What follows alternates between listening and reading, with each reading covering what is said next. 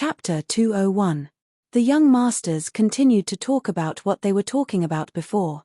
Someone asked, "Brother Hay, how did you get to know that Hellion family's young lady? Before, she was clearly only interested in the air. How come now she even knows what you like to eat and what you want so clearly?" Hazy smiled, the corners of his mouth curved. "What does this have to do with you guys? Do what you should do. Don't touch that pearl of mine, understand?" "Understood, we understand very well." The two of them looked at each other and smiled. At this time, Eunuch's son had already changed the teacup and wanted to bring it to his master. Only then did he discover that his palm was tightly holding the remaining brittle pieces, which had already overflowed with many beads of blood. Eunuch's son subconsciously cried out in alarm. He saw that Beligaju seemed to be tired of it. He slightly lifted his sleeve and unhurriedly wiped the dirt from his palm. He casually threw the white handkerchief to the side and also didn't go to that cup of tea in Eunuch's son's hand. His expression was indifferent, as if the injured person wasn't him. Eunuch's son also didn't dare to say anything and put that teacup to the side. Listening to the young masters chatting and laughing, his whole body felt uncomfortable. It wasn't because of anything else, but because from the beginning, that smile on the corners of His Highness's mouth hadn't fallen. "Let's go to the front hall and take a look." Retired Emperor's face carried a wise smile as he turned his head and said, "Presumably, you guys also want to know what those girls are wishing for." Many of the young masters from influential families blushed. After all, no matter how mature they were still teenagers. It was impossible to say that they didn't have a girl they liked in their hearts. As they walked, the bamboo forest swayed and a cool breeze blew. They didn't feel the slightest bit hot and were very leisurely and comfortable. Hellion Vivian didn't go in with Hellion Jiawa and the others to pray for fortune, but she also couldn't delay the journey. She simply sat under the locust tree at the entrance of the hall. Her body was half leaning, and the soft as snow petals in the forest swayed. Occasionally, 2 pieces fell on the back of her hand. The scene was extremely beautiful. When the young masters walked over, they saw this scene. Their footsteps paused as they were somewhat stunned. Seeing this situation, He-Eyes was afraid that the retired emperor would blame her, so he reminded her, "Why are you here?" Only then did Hellion Vivian open her eyes. She lazily grunted. When she saw the group of people behind Hazy gradually walking over, she quietly stood up. She was polite and good-looking, but she wasn't close to them. The retired emperor hadn't seen this side yet. He was looking sideways at the flourishing incense burning on the other side. He-Eyes lowered his eyes. "Follow us in later. If you stay outside and someone sees you, they will accuse you of not following the rules." "All right." Hellion Wei yawned, the corners of her eyes were still tired. She raised her head and met with Bailey Jiaju's icy cold gaze. Hellion Vivian didn't know what he was looking at. He just stared at her without blinking, his eyes as deep as a frosty well. Perhaps it had been maintained for too long. Even the young masters of influential families standing at the side quieted down. They looked at Beligaju, then looked at Hellion Vivian. They felt that something was strange. Hellion Vivian also felt her scalp go numb from the man's gaze. She was looking for an opportunity to avert her gaze. She heard the retired emperor laugh. "Isn't this that girl from the Hellion family? What? You're not going to pray for blessings? This humble girl is going." Hellion Vivian bowed as she spoke and was about to leave. The retired emperor was rather open-minded. "All right, you don't need to go by yourself. Come in with us." "Yes." Hellion Vivian didn't care. In any case, she'd go in later. She'd just shake the lot pot twice. She didn't need to pray for blessings or whatever. After the retired emperor finished speaking, he turned his head and led a group of young masters into the hall.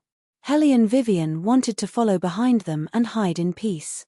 Only, she didn't expect that Beligaju's footsteps would be so slow.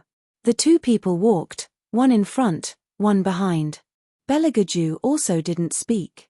That cold expression of his seemed as if he didn't recognize her. Hellion Vivian played with the armament component in her hand. She actually didn't care about Beligaju's attitude. Just as she was about to go up the steps, the person in front seemed to have stopped. She suddenly heard him say in a low voice, You're actually very good to Hazy. Hellion Vivian raised her eyebrows. She didn't understand why the third prince would suddenly say such a thing.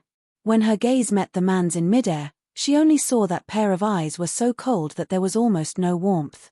The surrounding air also followed and condensed a few degrees. As his white robe and long sleeve swayed, Hellion Vivian looked at that cold and tall figure from behind. She was slightly perplexed. Eunuch's son ran over and whispered in her ear, "Eldest miss, please bear with him. His Highness isn't in a good mood today." Hellion Vivian wanted to say that she could tell, but she didn't know why. Eunuch's son also didn't have time to say more. He followed in 2 or 3 steps. In the hall, one could faintly hear the shaking of the lot pot. One sound after another, very long. The servant girls all held their breaths as they stood, not daring to move carelessly. They were afraid that if they made a sound, they would disturb the peace and quiet and affect their own master's fate. By the time Hellion Vivian and the others walked in, those young ladies had already taken the lot sticks in their hands and were standing to one side. They wanted to say something but hesitated. They wanted their master to interpret their own divinations. When they raised their eyes and saw the retired emperor leading the young masters in, they were first stunned. Then, they gripped the wooden lot sticks in their hands. Their faces were dyed crimson. One after another, they bowed in salute. The retired emperor waved his sleeve to let them continue. He also brought head abbot Fang Zhong over and let him interpret one of the people's divinations. One must know that it wasn't that easy to interpret a divination at the Hidden Spirit Temple. This temple was famous for only interpreting 3 divinations a day. No matter how much power you had, it was still impossible to do more. But one couldn't help but admit that the divinations at the Hidden Spirit Temple were indeed very effective. There were many high officials and nobles in the capital who spared no effort and traveled for several days just to wait for these 3 divinations in the morning. Therefore, when they heard that the abbot Fang Zhong would be the one to interpret the divinations, each and every one of the young ladies holding the wooden lot looked forward to it. After all, the abbot Fang Zhong didn't easily perform divinations. If they wanted to get 1 or 2 words of advice from him, it would be extremely difficult. It could be said that this time, it was really convenient for them. Everyone took out the lot they had drawn. Although they didn't say what they were praying for, everyone knew that 8 or 9 times out of 10, they were praying for marriage. When the Hellion Jiaowa handed over her wooden lot, she turned her small face to look at Beligaju. Her eyes swayed, carrying a bashful expression, but also appearing very well behaved. Naturally, she stood to his left. When the servant girl saw her actions, the light in her eyes carried satisfaction. Her family's young miss was too reserved before. Now, she finally knew how to take the initiative. Very good, very good. Some of the young masters also saw this scene. Their eyes flashed with obvious sadness. Hellion Vivian was still standing there, pondering how she had provoked the 3rd imperial prince. Then, she heard Hei's say, "Woman, you also go draw a lot." Chapter 202. I'm not interested in marriage. Hellion Vivian speaks the truth. Hazy looks at her like he's looking at a monster, an abnormal woman. Hellion Vivian lazily looks at him, better than someone who doesn't even dare to admit who he likes. Hazy is immediately stuck. Hey, can we still have a pleasant chat? Although their voices are very low, it's hard to avoid attracting the attention of others. Especially since Beligaju hasn't moved his gaze away from the 2 of them from beginning to end. Eunuch's son looks at the smile on His Highness's face. The more he smiles, the more horrifying it becomes. He bluntly opens his mouth. "Miss Vivian should also draw a lot, perhaps you'll be able to get it." Eunuch's son didn't expect that his words would attract everyone's gaze to Hellion Vivian. Head Abbot Fang Zhong strokes the white beard on his chin and smiles. This female benefactor should indeed draw a lot. This old monk has stayed in the temple for so many years, but this is the first time I've seen such a good husband's appearance. Her life is full of wisdom, she can turn misfortune into luck, her eyebrows are full of righteousness, she should be a very rich and noble person. Everyone is astonished by the abbot's words. It must be known that Hellion Vivian has just been driven out of the defense department. Right now, her body can be considered to be empty. If it weren't for the fact that she won this time's competition within the academy, how could there be a place for her in this trip to the hidden spirit temple? Why is it that in the abbot's mouth, she's a very rich and noble person? However, to be able to make the abbot personally open his mouth to read a person's fortune, there probably aren't many people in the world. Could it be that this Hellion Vivian will be able to make a comeback in the future? The aristocratic young masters all have doubtful gazes. Hellion Jiawa is so hateful that she crumples her handkerchief, her teeth fiercely biting her thin lips. Her pair of eyes are like poisoned arsenic, but when she lowers her eyes, it's exquisitely concealed. However, at the beginning, head abbot Fang Zhong only became interested in this girl Hellion Vivian after hearing the royal's words. But when he really looked at her, he felt that her appearance was indeed a little different from the rest. He continued, "As for the rest, we will have to wait for the female benefactor to draw the lot." Hellion Vivian calmly accepted the gazes cast from all around. She faced head abbot Fang Zhong and smiled politely, "Many thanks for great master's good intentions. It's Wei Wei who doesn't have Buddhist affinity. I'm used to being carefree, and I've always believed in one thing: my life is my own, not up to the heavens." Suddenly, there was a momentary pause in the hall. Everyone looked at Hellion Vivian with an indescribable gaze. Only Beligaju seemed to be curling his thin lips as he slowly adjusted his sleeves. Head abbot Fang Zhong stared blankly for a moment before bursting into loud laughter. That laughter reverberated within the palace hall and didn't fade away for a long time, worthy of being the Hellion family's bloodline. How could a golden carp not be a fish in a pond? Encountering a storm, one will transform into a dragon. Hellion Vivian, the future you truly make this old monk look forward to it. I'll be relying on Abbot Fang Zhong's auspicious words. Hellion Vivian smiled faintly. Her indifference to honor and disgrace made retired emperor raise his eyebrows. Head Abbot Fang Zhong glanced at Beligaju, who wasn't too far away. A profound meaning was written all over his face. No wonder this icy fellow took a fancy to this girl. There were many people who believed in Buddhism under the heavens, yet they didn't understand the cause and effect. How could this Hellion Vivian not have Buddhist affinity? Clearly, her heart didn't have any fear. Her comprehension was more thorough than others. She was actually very suitable for this cold and emotionless icy fellow. Retired emperor finally figured it out, perhaps it was also because of this point. Beligaju actually didn't look at him. His pair of eyes were downcast, making people unable to see any emotion. The Hellion Jiawa was listening from the side. Her entire heart twisted, but her face was still brimming with a smiling expression. Only, in a place where no one was around, her pair of hands were clenched until they were somewhat deformed. The servant girl didn't know what to say and could only move her hands and feet.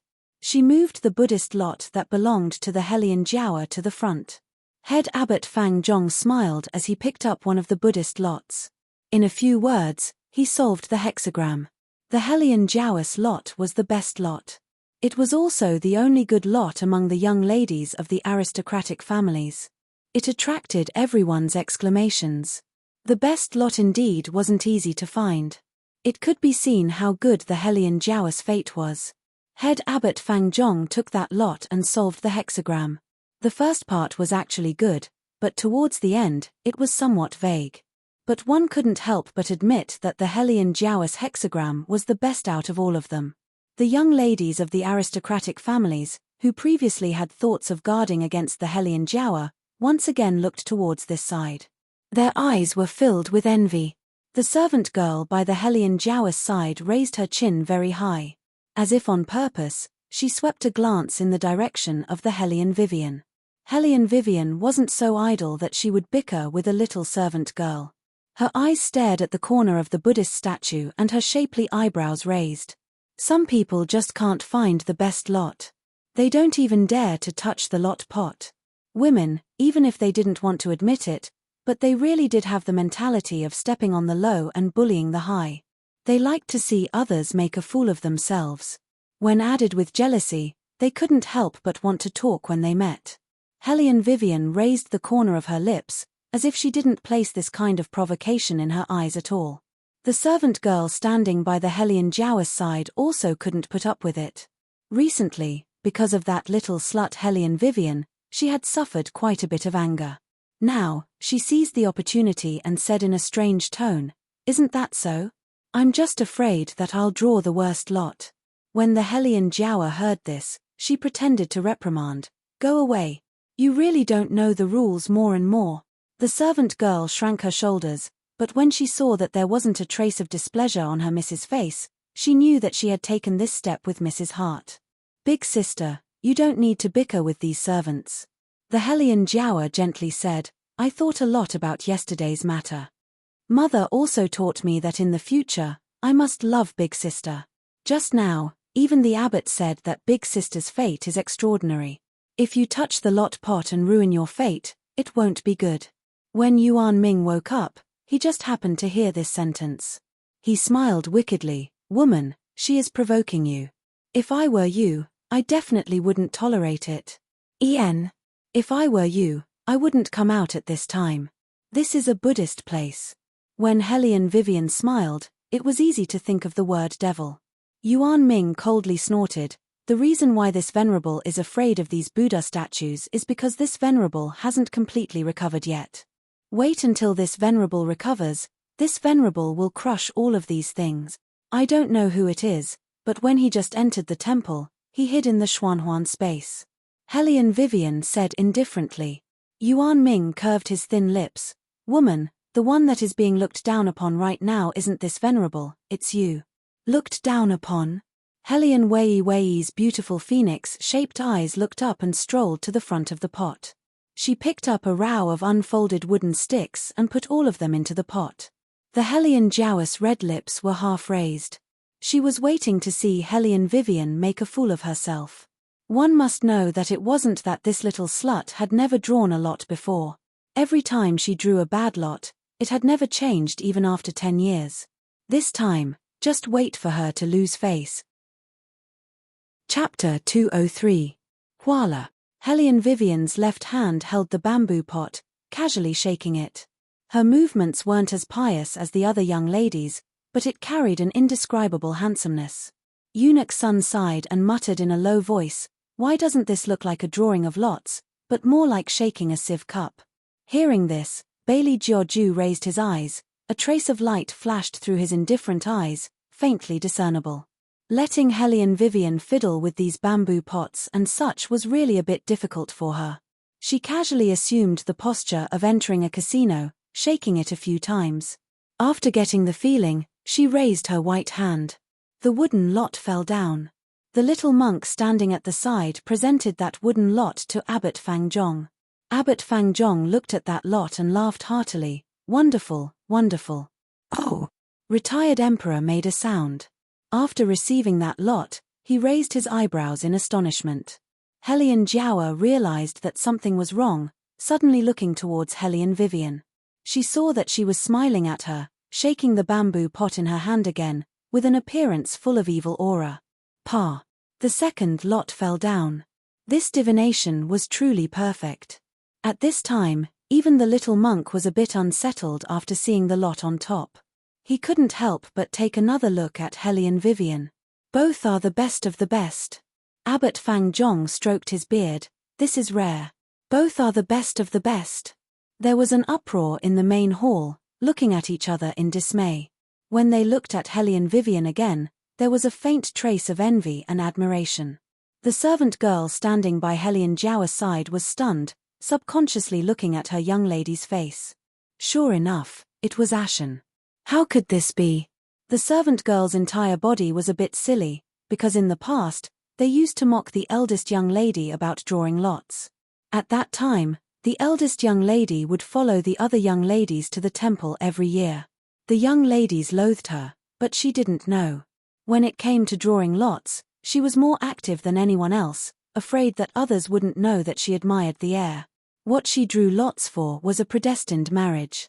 Every time she drew lots, she would lose face, making a lot of jokes. What was wrong with this little bitch today?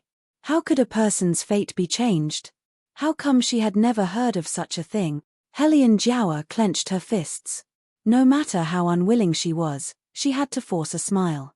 Hellion Vivian was straightforward. When she passed by Hellion Jiawa, She suddenly leaned over and gently patted the dust off her shoulder. She spoke in a voice that was neither too low nor too loud, as if she didn't care if others heard her. Her voice was clear and long. "Sister, what do you think? Does your face hurt?" Such an inexplicable sentence made the people around him somewhat unable to understand. However, the Hellion Jiawa understood. Her little face completely stiffened, and the forced smile disappeared from the corners of her mouth. There was a hint of malevolence in her usually delicate eyes. Hellion Vivian didn't care about her. She returned to her original position. She was still as relaxed and indolent as before. Hellion Jiawa twisted a handkerchief. She looked like she couldn't wait to eat Hellion Vivian. Come to think of it, if Hellion Vivian didn't say anything after drawing the best lot, perhaps Hellion Jiawa wouldn't feel so shameful. From the beginning, the people who understood could see that this Hellion Jiawa clearly wanted to see Hellion Vivian make a fool of herself. In the end, not only did Hellion Vivian not make a fool of herself, she even drew 2 of the best lots in the lot pot. This was even better than Hellion Jiawa's divination. Hellion Jiawa was originally fuming in her heart, but Hellion Vivian actually asked her if her face hurt. This was the rhythm of angering people to death. When head abbot Fang Zhong saw this scene, he used all his strength to look at Bailey Jiaoju. His meaning seemed to be saying, "How come the person you fancy has the same appearance as you? Don't open your mouth, don't open your mouth. Once you open your mouth, you can be choked to death by a living person." Beligaju indifferently looked back at him. "What? You have an opinion?" Head abbot Fang Zhong silently looked at the sky. What opinion could he have? He just wanted to ask him, where did he find such a girl? In this world, it's also very hard to find someone with such a venomous tongue like the royal family. Beligaju didn't look at head abbot Fang Zhong again. His pair of eyes only sunk, without the slightest trace of a smile in them. Head abbot Fang Zhong followed his gaze and saw Hellion Vivian tilting her head to talk to Hazy. No one heard what they were saying. He saw Hazy smile at her, with a doting appearance that said he couldn't do anything to her. Crack. Head abbot Fang Zhong heard the small Buddha statue by his hand forcibly crack. He deeply wrinkled his white brows. He seemed to have thought of this matter too simply before. No, it's not him. It's them. They've always wanted such a person by His Highness's side, the most suitable person. But they never thought that perhaps that person would be unwilling. But with His Highness's temperament, the things he wants, he must obtain. Moreover, he must obtain them completely. In other words, this thing had to be completely clean. It doesn't matter if he's currently treating Hellion Vivian as prey, or if he's only a little bit interested in her. Once Hellion Vivian has a relationship with another man, he's really afraid that His Highness will do something. For example, destroying Hellion Vivian. The more head abbot Fang Zhong thought, the more worried he became. He glanced to the side and exchanged a glance with retired emperor. Sure enough, retired emperor was thinking the same thing as him. That's because one could see the helplessness on his face. Head abbot Fang Zhong could imagine that if there were no other people around, retired emperor would definitely press his forehead. The crucial point is, His Highness never cared about others, even himself. He must obtain what he wants, and he doesn't care about the cost. The harder it is to obtain, the more he'll be interested in it.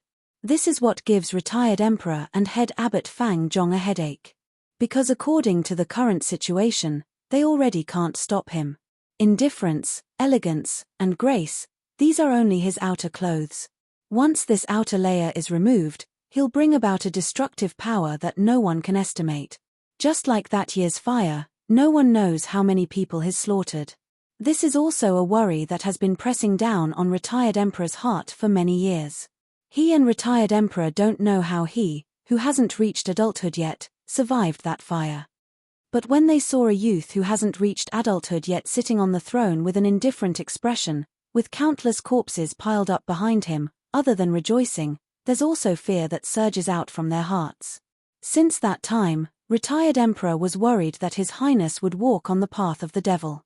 Fortunately, when His Highness woke up, he wasn't any different from usual. Only, his temperament became more and more indifferent, and his disguise also became more and more flawless. Everyone thought that he was handsome and harmless, But they've never seen his smile that isn't a smile as he raises his hand to kill people. Chapter 204. Wait, what's going on? Yuan Ming, who was originally peacefully staying in the Xuanhuan space, felt as if his blood vessels were being summoned by something. It was surging and almost manifesting his primordial spirit. He forcefully suppressed his demonic nature and coughed heavily. Woman, move closer to the Buddha statue. Hellion Vivian frowned. What's wrong with you? Knowing Yuan Ming for so long, she had never seen him like this. I always feel that something is wrong. Yuan Ming narrowed his eyes. After waiting until Wei Wei shifted her position, that restlessness unexpectedly disappeared. His expression, which was filled with doubt, sank, bringing out a silence that was different from the past. Hellion Wei Wei didn't have the opportunity to ask Yuan Ming again, because when she shifted, she happened to be behind a certain highness.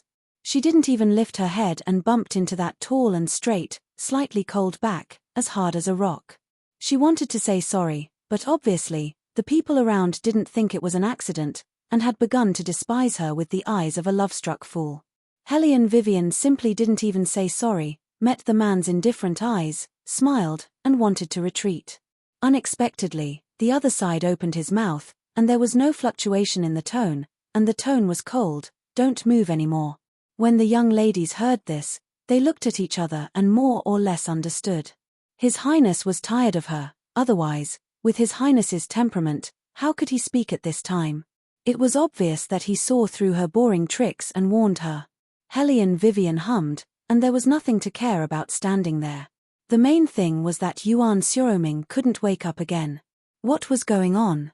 Bailey Jiaoju looked at the person standing behind him. She had a fierce expression on her face, and he didn't know what she was thinking about. He suddenly had an urge to reach out and pinch her. Perhaps he wanted to test how thick her skin was. However, this person was the most pleasing to the eye when she stood behind him. Beligaju hooked up his lips, and a smile flashed through his eyes quickly, so that no one could catch it. Hellion Vivian was still fantasizing about shaking Yuan Xiaoming, and she didn't notice the attitude of the royal family. The two of them were clearly standing one in front of the other, but they didn't give off a distant feeling. Perhaps it was because Beligaju's face was slightly tilted to the side. When the sun shone down, it seemed to soften the lines of his jawline, and even his thin lips were glowing. Eunuch Sun watched from the side and more or less understood the situation. He stood to the left to make space for the two of them, deliberately separating Hellion Jiaowa from them. Hellion Jiaowa now hated Hellion Vivian so much that her teeth itched, but she couldn't say anything to Eunuch Sunday. She could only stand there awkwardly. It seemed that they were close, but in fact, there was a person between them. This made her plan to take the opportunity to get close to Beligaju disappear. Hellion Vivian saw that she couldn't wake Yuan Xiaoming up, so she didn't insist. She just wondered what he said before he fell asleep. When she came back to her senses, she saw that Beligaju was looking at her. Hellion Vivian didn't understand the meaning of the royal family. She raised her eyebrows. You suddenly bumped into me. Do you think this royal highness can understand that you are throwing yourself at me? His voice was very low. Hellion Vivian wanted to say that all this was a coincidence, but there was no way to explain why she could bump into the back of the third prince in just 2 steps. She felt that her reputation was ruined by the hands of Yuan Xiaoming, a burden. Your Royal Highness, you think too much. Hellion Vivian smiled, bright eyes and white teeth, the taste of sunshine. Bailey Jiaoju's eyes turned cold. Is that so? Yes. Hellion Vivian was afraid that he would misunderstand, so she thought for a moment and added, I really don't have a crush on you. After hearing this, Beligaju suddenly curved his thin lips. That kind of smile was too devilish, so bright that only Hellion Vivian could see it. There were even stubble of ice in his eyes, as bright as gemstones. Inexplicably, Hellion Vivian felt that she had said something wrong. The meaning was very simple. It was to say that the clouds and mist had dispersed, and the sweetness had come after the bitterness. It was even to the extent of showing off one's ability, which was very much in line with Hellion Vivian's situation. The second stick, however, made head Abbot Fang Zhong stare blankly, because what was written on it was none other than the sentence he had just said, isn't a golden carp a fish in a pond? Encountering wind and cloud, it transforms into a dragon. Although at the beginning, he had indeed given Hellion Vivian this kind of evaluation. But generally speaking, when a woman was looking for a stick, it was very rare for her to get this kind of divination. This was simply the best of the best. Head Abbot Fang Zhong had no choice but to start sizing up Hellion Vivian again, more or less having some doubts. According to reason, with the rumor of a genius reincarnated Phoenix Girl, she shouldn't have gotten a better stick than Phoenix Girl. In the end, what had gone wrong here? Look at Abbot Fang Zhong, what's wrong with him? A sharp-eyed person saw Head Abbot Fang Zhong's hesitation. The young master fanning himself guessed, could it be that the second stick's words aren't good? Sometimes, even if it was the best stick, it still had to be explained by the words of the two sticks. It wasn't that this kind of situation hadn't been encountered when looking for a stick. For example, the first stick's words were very good, but if the second stick's words just happened to clash with it, then even if the two sticks were the best, the result wouldn't be very good. This was the magic of divination. Therefore, what the second stick's words were was very important to the divination. Everyone observed Head Abbot Fang Zhong's expression and lightly laughed. It seems that someone is going to be happy for nothing. Let's wait until the divination is solved first. When Hellion Jiao heard that there was a change in the divination, the smile on her face rose again. She just said, how could an ugly woman who'd run out of luck every time be able to get a better divination than her? However, when Head Abbot Fang Zhong read out the words of the stick word by word, her face instantly sank. This sentence basically didn't need Head Abbot Fang Zhong to explain, everyone could understand. It was because they understood too well that they looked at Hellion Vivian with disbelieving eyes. Before, when Head Abbot Fang Zhong said it, they didn't completely believe it. After all, a woman who was expelled from her family, no matter what, could she still flip the heavens? Now that they looked at this stick, for the first time, they began to look at Hellion Vivian seriously. But they didn't know that it was already too late for them to look at her seriously. Because they wouldn't have thought that the trash that they thought had just climbed out of the quagmire had already become profound heaven's boss. Moreover, her martial chi had already reached level 8, far higher than Hellion Jiao by several levels. The mysterious expert that made the 4 great clans constantly think about and want to rope in, was her. Chapter 205. After praying for marriage, it's time to fulfill the last wish. The imperial family doesn't need to perform a big ceremony like ordinary families to offer incense. Retired emperor only took 3 sticks and bowed towards the main Buddha. He didn't kneel, let alone kowtow. Abbot Fang Zhong escorted him all the way down the forest road. Probably because he's still thinking about the wooden lot just now, Abbot Fang Zhong's face clearly showed a bit of absent-mindedness. Retired emperor left him behind and let the young ladies of each aristocratic family enter their respective carriages first. What do you think of this Hellion Vivian? Retired emperor and Abbot Fang Zhong walked to the edge of the forest. Looking at that distant figure, they hesitantly opened their mouth. Abbot Fang Zhong lowered his eyes, respectfully with a bit of worry. This old monk feels that she's a bit similar to that servant girl by his highness' side. Probably because it's been too long, this old monk can't say for sure. Retired emperor's eyes sank.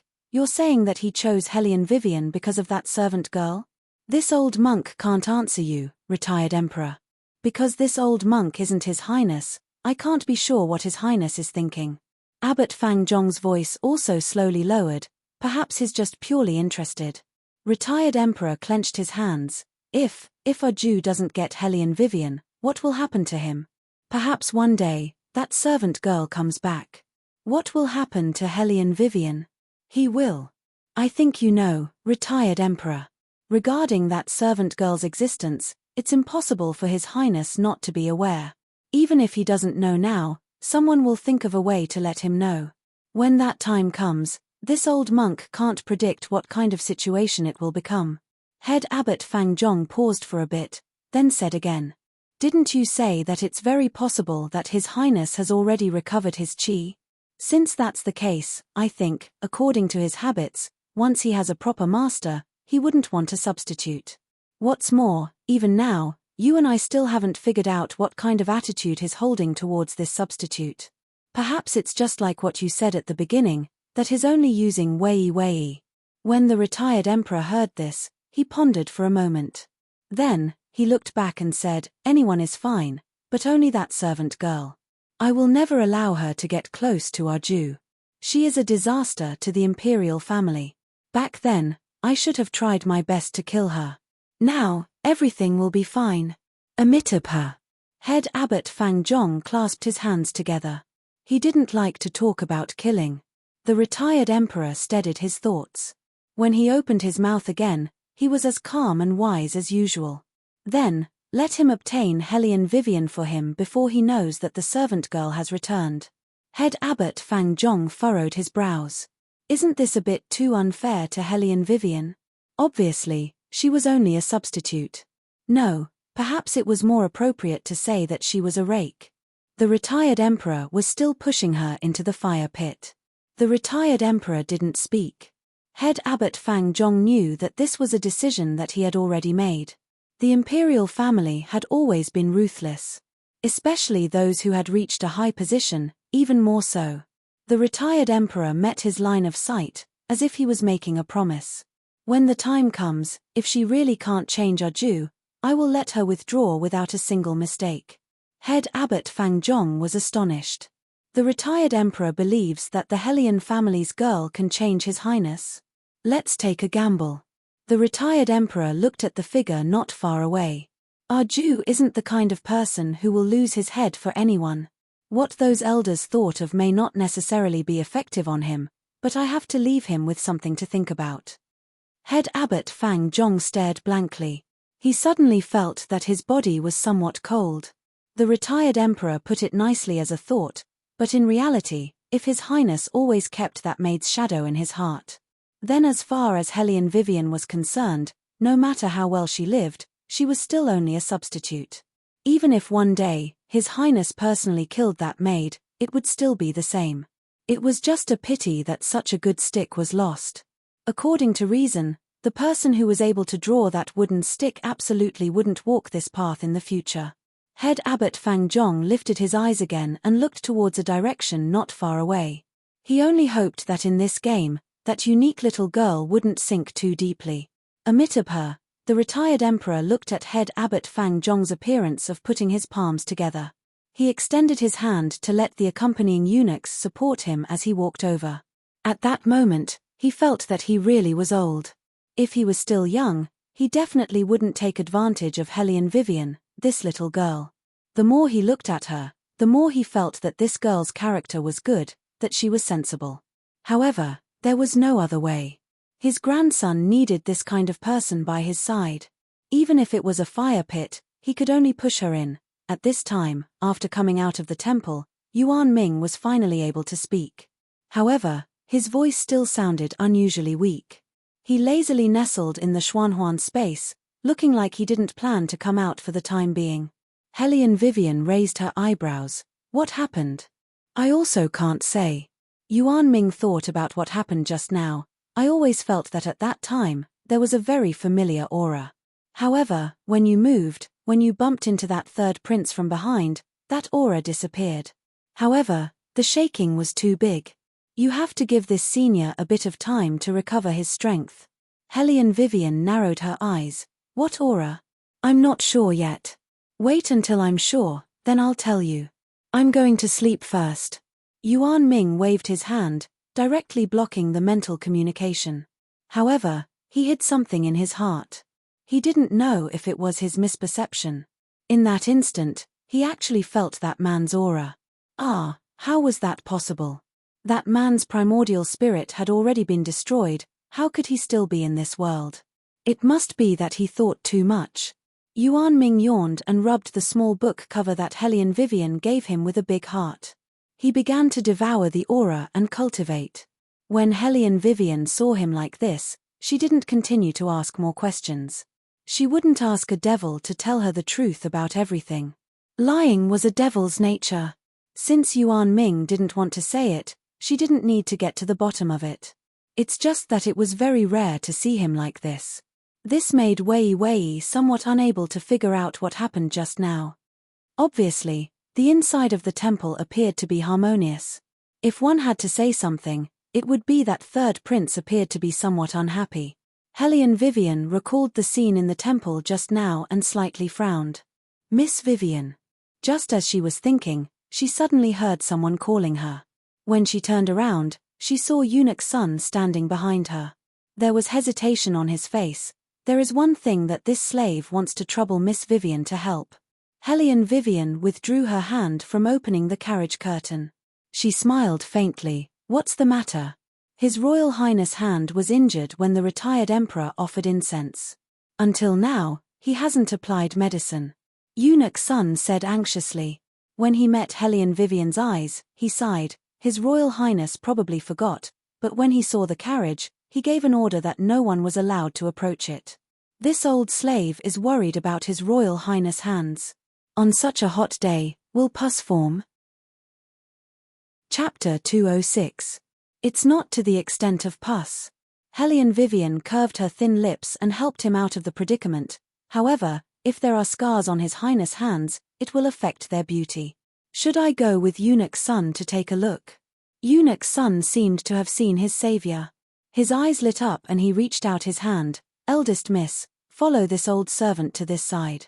As he spoke, he turned his head and instructed those little eunuchs. You guys go ahead first. If anyone dares to speak of today's matter, be careful of your neck. Hellion Vivian knew that this was to pave the way for her. Fortunately, the Hellion Jiaoer and the others had already left. Otherwise, if they saw Hellion Vivian enter the royal family's carriage, many things would happen. Eunuch's son's words were to help Hellion Vivian avoid these troubles, thereby achieving the goal of protecting Hellion Vivian. After all, if a woman was jealous and did something malicious, it would be hard to guard against. Eunuch's son led Hellion Vivian all the way over. He originally wanted to let him report, but at this time, the retired emperor's carriage was also lifted. He suddenly didn't know what to do. Hellion Vivian naturally saw that he was busy, but she didn't care. I'll go over by myself. Eunuch's son, you can go do your own thing. Then I'll have to trouble Miss Vivian. Eunuch's son turned his head and instructed the little eunuch who was leading the way, then hurriedly walked over to the retired emperor's carriage. The little eunuch probably hadn't been with Eunuch's son for a long time. He didn't even look at Wei Wei's eyes and lowered his head. Miss Wei Wei, His Highness' carriage is over there. Hellion Vivian looked up and saw a carved black wooden carriage not far away. That carriage was very large and didn't have any extra decorations. The carriage roof was carved with floating clouds and was made of the best sandalwood. It was low-key and revealed a sense of luxury that was difficult to hide. Okay, I got it. Hellion Vivian walked over but was stopped a meter away. That was also a small eunuch who served Bailey Jiu the entire way. Seeing that Wei Wei had arrived, the way he spoke didn't carry any trace of politeness. This young lady, look clearly. Your carriage is over there, not here with His Highness. Hellion Vivian knew that he was doing what he should do. After all, if everyone could get close to the third prince's carriage, then there would be trouble.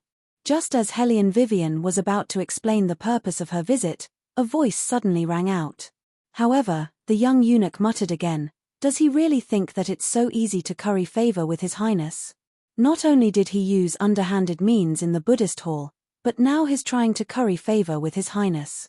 Doesn't he know that His Highness hates this the most? Curry favor? After Wei Wei heard these two words, she sneered and extended her hand to pull him over by the collar. Her tone of voice was neither light nor indifferent. I was invited by your eunuch's son to apply medicine for His Highness. However, it seems that there's no need for that now. After her words fell, Hellion Vivian turned around and planned to leave.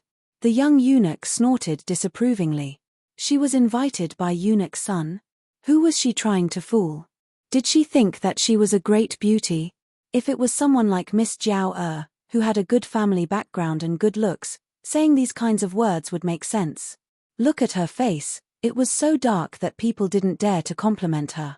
What's more, in the Buddhist hall, His Highness was already disgusted with this woman. He definitely didn't want her to come close. The young eunuch raised his chin and was immensely pleased with himself. Then, he heard a voice from the carriage without any warmth. It was so cold and indifferent that it made people's scalps go numb. If she leaves, then use your head in exchange. That voice was very light, but even so, it made the young eunuch so scared that he knelt on the ground in a flash. Third. Royal family, this servant. The young eunuch trembled from head to toe. Belegaju didn't even look at him. This highness actually didn't know. When did Miss Hellion stick to this highness? Could it be that no one told you that this highness doesn't like to be misunderstood? This servant. The young eunuch only felt that he was wronged. He also heard those people say that his highness loathed this love-struck Hellion Vivian. After all, his highness had never let any woman receive him like this. But now, it seemed that they'd all guessed his highness's thoughts wrongly. Belegaju's voice didn't have the slightest undulation. Shadow, take him away and cut his tongue. Tell those eunuchs that what they shouldn't say, they should all shut their mouths for this highness. Don't speak carelessly. Yes. Shadow used some strength and lifted the eunuch up. That young eunuch had long since not dared to open his mouth to speak. His lips were pale and colorless, ugly to look at. Those who wanted to harm others didn't have a good end. Hellion Vivian stood to the side and also didn't make a sound. She only calmly watched. She actually didn't think that the royal family would be so angry. But thinking about it carefully, his methods were originally like this. Perhaps it was precisely because of this kind of iron-blooded method that the 4 great clans wouldn't act blindly without thinking. Come up. The voice inside the carriage sounded again. Although it was still as indifferent as before, it didn't have the baleful aura of a moment ago. Hellion Vivian was still thinking about what happened just now and didn't react. Then she heard Belegaju say another sentence. Could it be that you want this prince to personally go down and carry you up? Hellion Vivian was taken for granted by his kind of reasoning. In addition, his tone didn't carry the slightest bit of emotion, making her somewhat speechless. Let the royal family carry her up the carriage? Even if Eunuch Sun had the heart to help her conceal it, it was estimated that within 2 hours, all the students would know about this news. Because that kind of scene really gave off too strong of a feeling of impulse. Hellion Wei Wei even had some doubts whether or not she would be shot to death by someone's gaze. It seems that you really want this prince to carry you. Hearing this, Hellion Vivian hurriedly said, You stand there, don't move. I'll go up by myself. Aren't you going to leave? She didn't know if it was her own misconception, but Hellion Vivian always felt that the 3 words royal family carried a bit of loneliness. Hellion Vivian's hand that was lifting the curtain paused for a moment. When she actually entered the carriage, she knew that she was wrong. Her so-called loneliness just now was completely because a certain highness had just woken up, causing his voice to be a bit hoarse. It seemed like he still hadn't woken up from his sleep. His eyes were half closed, and his thick eyebrows and dark eyelashes were lowered, reflecting a dark shadow. His ink-like long curly hair draped over his back. Inside, he wore a pure white robe. However, the collar of the robe had been pulled open by him. Large roses were embroidered on the luxurious brocade with silver thread. It was extraordinarily exquisite. Even the cuffs of his sleeves were embroidered with half a lotus. His entire person was elegant to the extreme from inside out. This kind of Belegaju lacked the indifferent, holy, and noble appearance that he had in front of others. Instead, he was more languid and deadly sexy. He was half lying on the fur-covered chaise lounge in the carriage. One of his long legs was half bent. Even when she came in, he didn't lift his eyelids. Chapter 207. Hellion Vivian didn't need him to greet her. She rolled up her sleeves and leaned close to look at him. Which hand was it hurt? Belegaju then opened his pair of extremely beautiful eyes and faintly glanced at her. After that, he opened up his left hand. Sure enough, there was a wound in the center of his palm, and there were even beads of blood on it. If Eunuch Sun knew that one day, Belegaju could be so cooperative, his eyeballs would definitely fall out of their socket. The shadows standing outside the carriage also had the same feeling. At the same time, they breathed a sigh of relief, but at the same time, they also felt that it was inconceivable. In their memories, when had His Highness ever been this obedient? It seemed like it had never happened before. He wouldn't even let a woman touch his fingers. Even that person in the past was the same. But ever since this Hellion family's young miss appeared, Master's habits became more and more unfathomable. Thinking of this, the shadows couldn't help but look in the direction of the carriage. Their eyes were filled with admiration for Hellion Vivian. Hellion Vivian didn't know how difficult it was to deal with the royal family normally. Just now, when she was standing in the Buddhist hall, she unexpectedly didn't see the wound on the man's hand at all. It was clear that the royal family wanted to hide something. If he didn't want to, then no one would know. Hellion Vivian looked at that wound. It didn't look like it was caused by a sharp weapon. Rather, it looked like the royal family had crushed something. In the end, who made him so angry? Hellion Vivian swept a glance at the arrangement inside the carriage. She also didn't find any ointment. Instead, there was a handkerchief. However, this kind of wound generally needed to be disinfected. What she was afraid of was that there were some shards stuck inside. Thinking of this, Hellion Vivian stood up. She didn't expect that this kind of action would touch the man's reverse scale. It made him ignore the wound on his hand and directly grab her wrist. His eyes, as deep as the cold pool of midnight, watched Hellion Vivian attentively. His tone was indifferent. "Where are you going?" The silhouette of the man with a silver mask had an illusory beauty that was otherworldly. Only his pale thin lips gave people a sense of cold asceticism. His pure white clothes had some golden embroidered clouds at this moment, making him look even more noble. Being looked up at by him, Hellion Vivian always felt that in his eyes, she was his whole world. It was probably because he was used to being looked down upon by the royal family. Hellion Vivian told herself that, but she still felt that this royal was more likable. At the very least, she didn't have a venomous tongue. Unexpectedly, Belegaju's next sentence was, "Do you want to go out now and smash someone to death? It's really rare to bump into someone while walking." Hellion Vivian. Other than attacking her intelligence, would the royal family talk to her about anything else? Suddenly, without any warning, Bailey Jiaju forcefully pulled and pressed her into his embrace. His white robe danced in an arc along with his movement. He pinched her chin and then slowly raised it. His pair of eyes were slightly cold. "In the future, stay further away from Hazy E. Do you understand?" "What's wrong with Hazy E?" Hellion Vivian frowned. She subconsciously thought that he was thinking about the involvement of the 4 great families. She lowered her eyes and said, "Don't worry, I know what to do. Even if we have a good relationship, there are some things that shouldn't be said, so I won't say it." "So, shouldn't your highness let go of your hand?" Hellion Vivian used her strength and skillfully pressed down on his wrist. She lightly flung it away and then tidied up her clothes. "Your highness, in the future, just say what you want to say. Don't use your hands." In order to avoid misunderstandings, we have to say this properly. With every sentence she said, the man's ink-black eyes became even more gloomy. By the time she finished her last sentence, those ink-black eyes were already suffused with a faint golden light. Belegaju's gaze very slowly swept over Hellion Vivian's body. After that, he slowly said, "You have a good relationship." Hellion Vivian didn't understand why he would ask so much about Hazy E. He probably didn't want her to be involved with the 4 great families. After thinking for a while, she said, "We'll talk about him later. Where's the ointment? Where is it? Didn't you put it in the cubicle last time?" "I threw it away." It was still the same indifferent and slightly cold voice. He said it so confidently. At the same time, Wei couldn't be reasoned with, but at the same time, she also felt that it was indeed Third Prince's style. Whatever he did, it was always based on his own mood.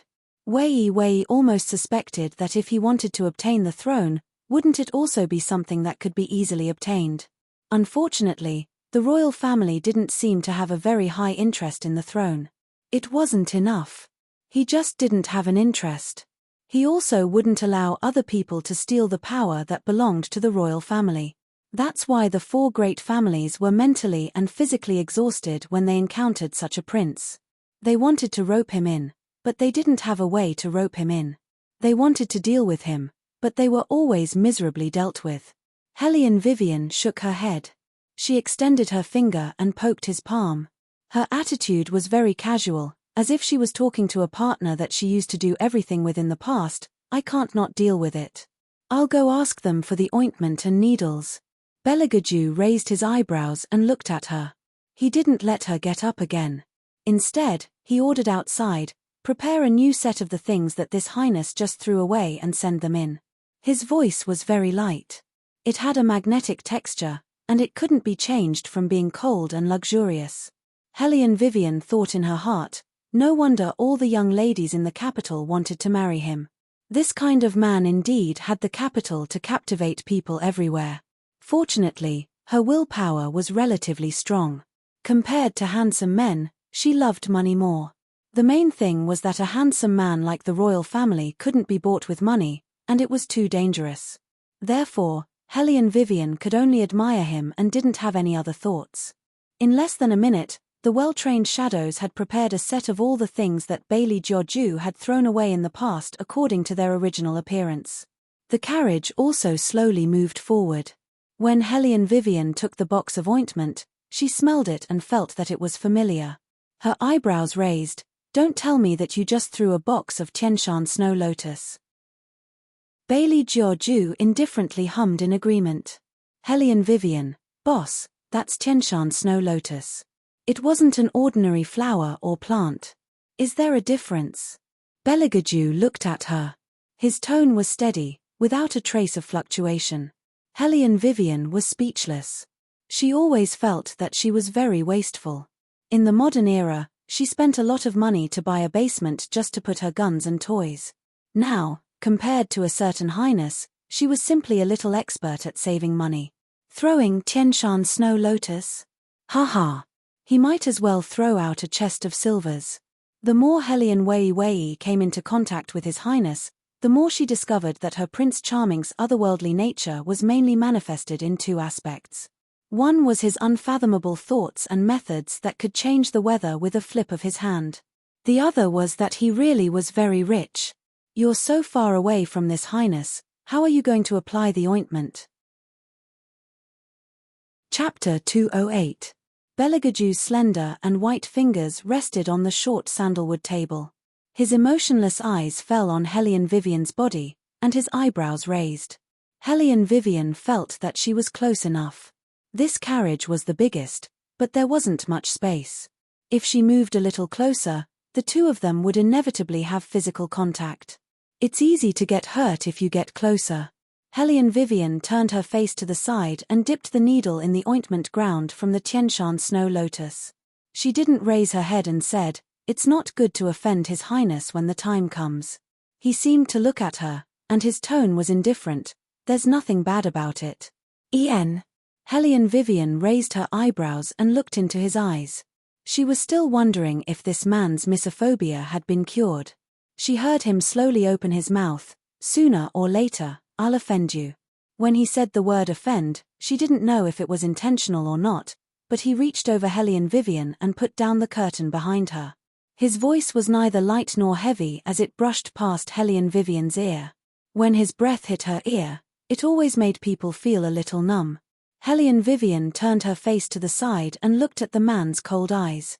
She shifted her position. This man was simply the Evildor of Evilders. If he wanted to bewitch someone in the future, it would be very easy. Hellion Vivian raised her head and smiled. She moved closer and naturally held Beligaju's wrist with one hand. She held the silver needle in the other hand and slowly opened the place where it should be broken into pieces. Her whole person gave people a very comfortable feeling. However, she still felt that the two of them were too close to each other. She didn't know if the royal had any complaints about her touching his hand. The whole time, he lowered his eyes to look at her. The sense of presence was too strong, making Hellion Vivian wrinkle her eyebrows several times. However, this didn't affect Hellion Vivian's treatment of the wound.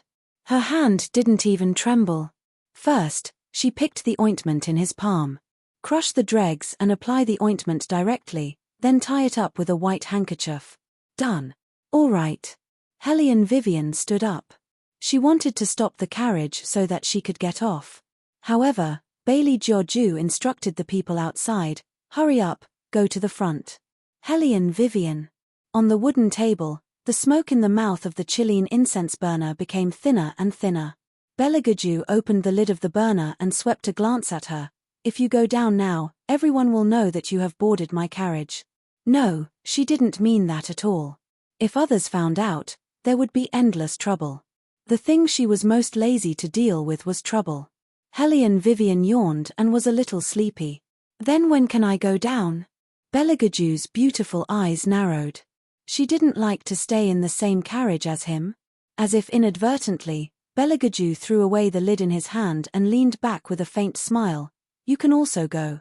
If she moved, he would break her pair of claws, so that he wouldn't be annoyed by it. Hellion Vivian glanced at him and felt that this person was a little unhappy. She frowned, then tell them to stop. Belagaju's fingers, which were hidden under his long sleeves, clenched. He smiled wickedly and said coldly, drive faster. Hellion Vivian. Was the royal deliberately making things difficult for her today? Did they have to be so unreasonable? Perhaps, I can stay here for a while before going down. Chatting until now, Wei Wei had a bit of awareness.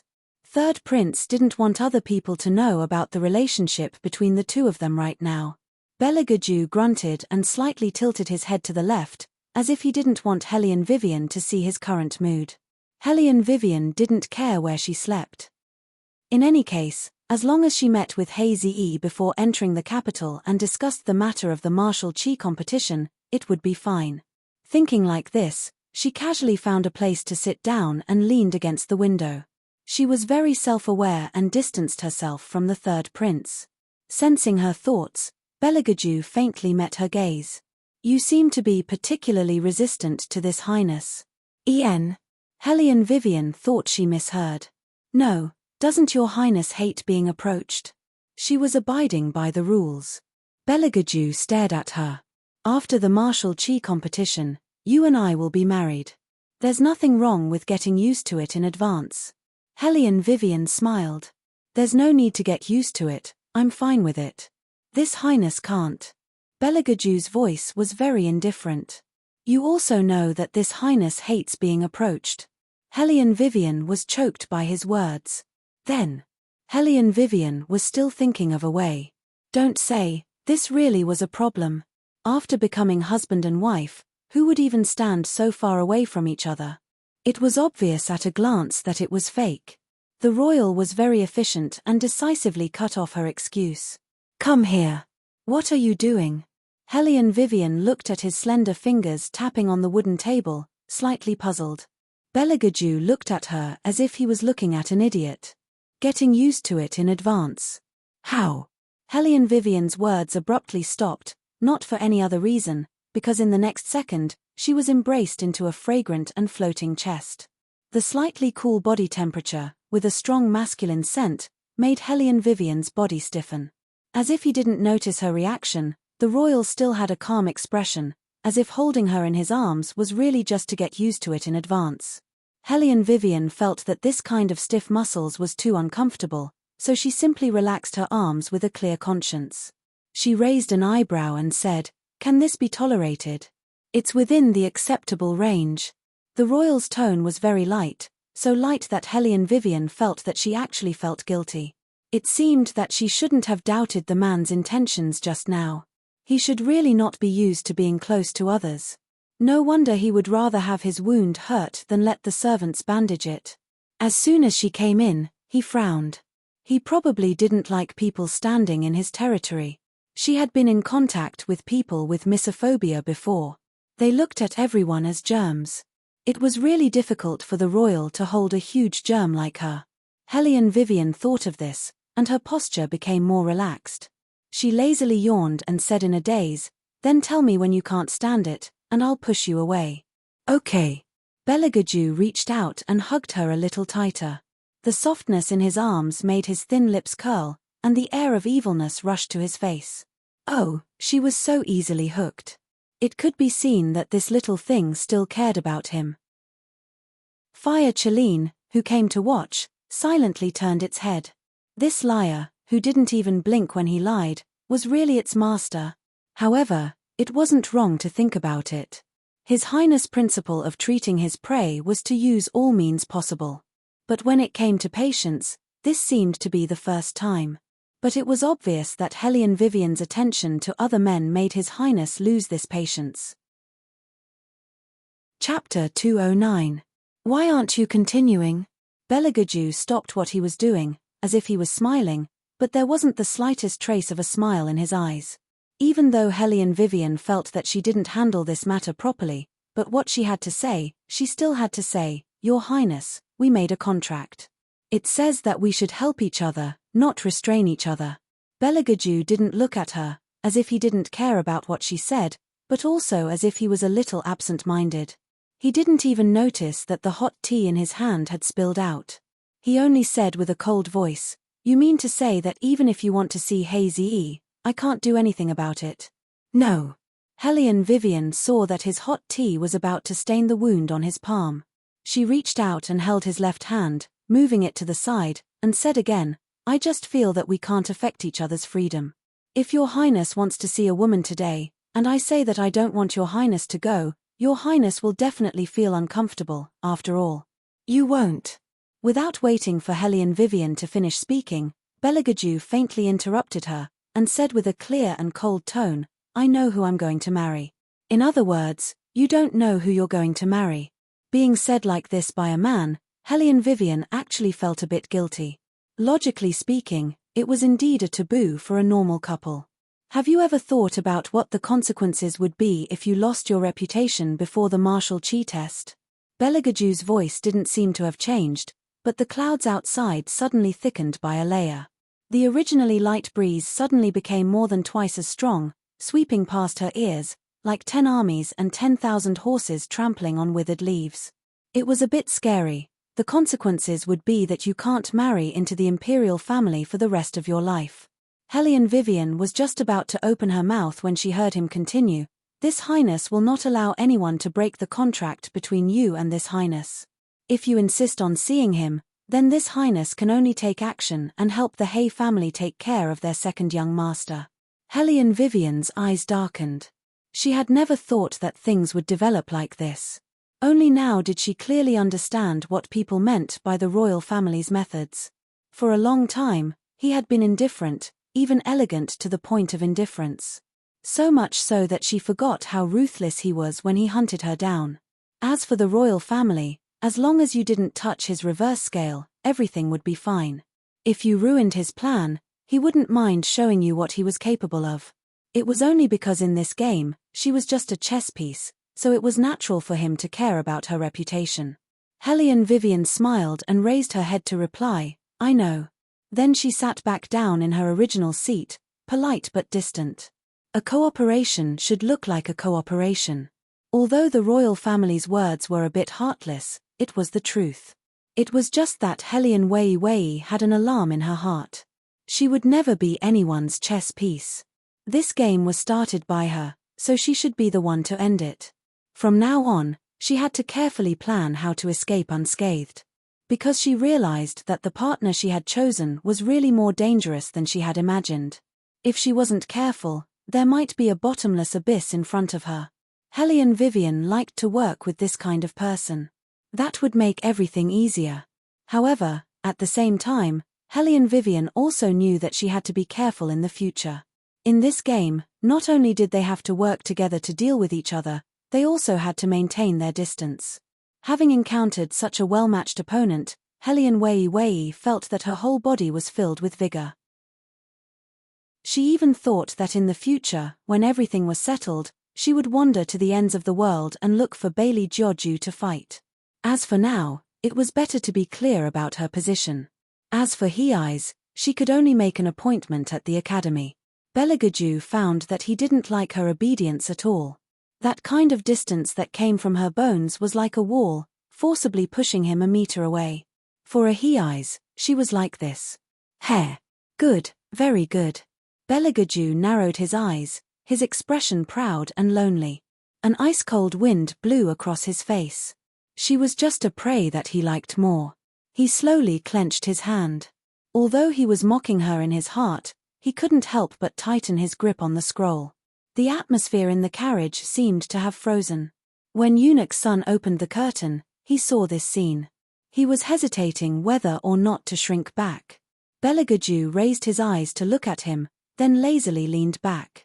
He casually untied his robe with one hand and casually put the other hand on the side. What is it? Something was wrong. Eunuch Sun understood His Highness. The worse his mood was, the more he would be like this. Strange, according to what they said, His Highness was in a good mood the whole way. He even asked for some tea and snacks, saying that it was for someone to eat. How did it become like this now? Eunuch Sun held the tray in his hands.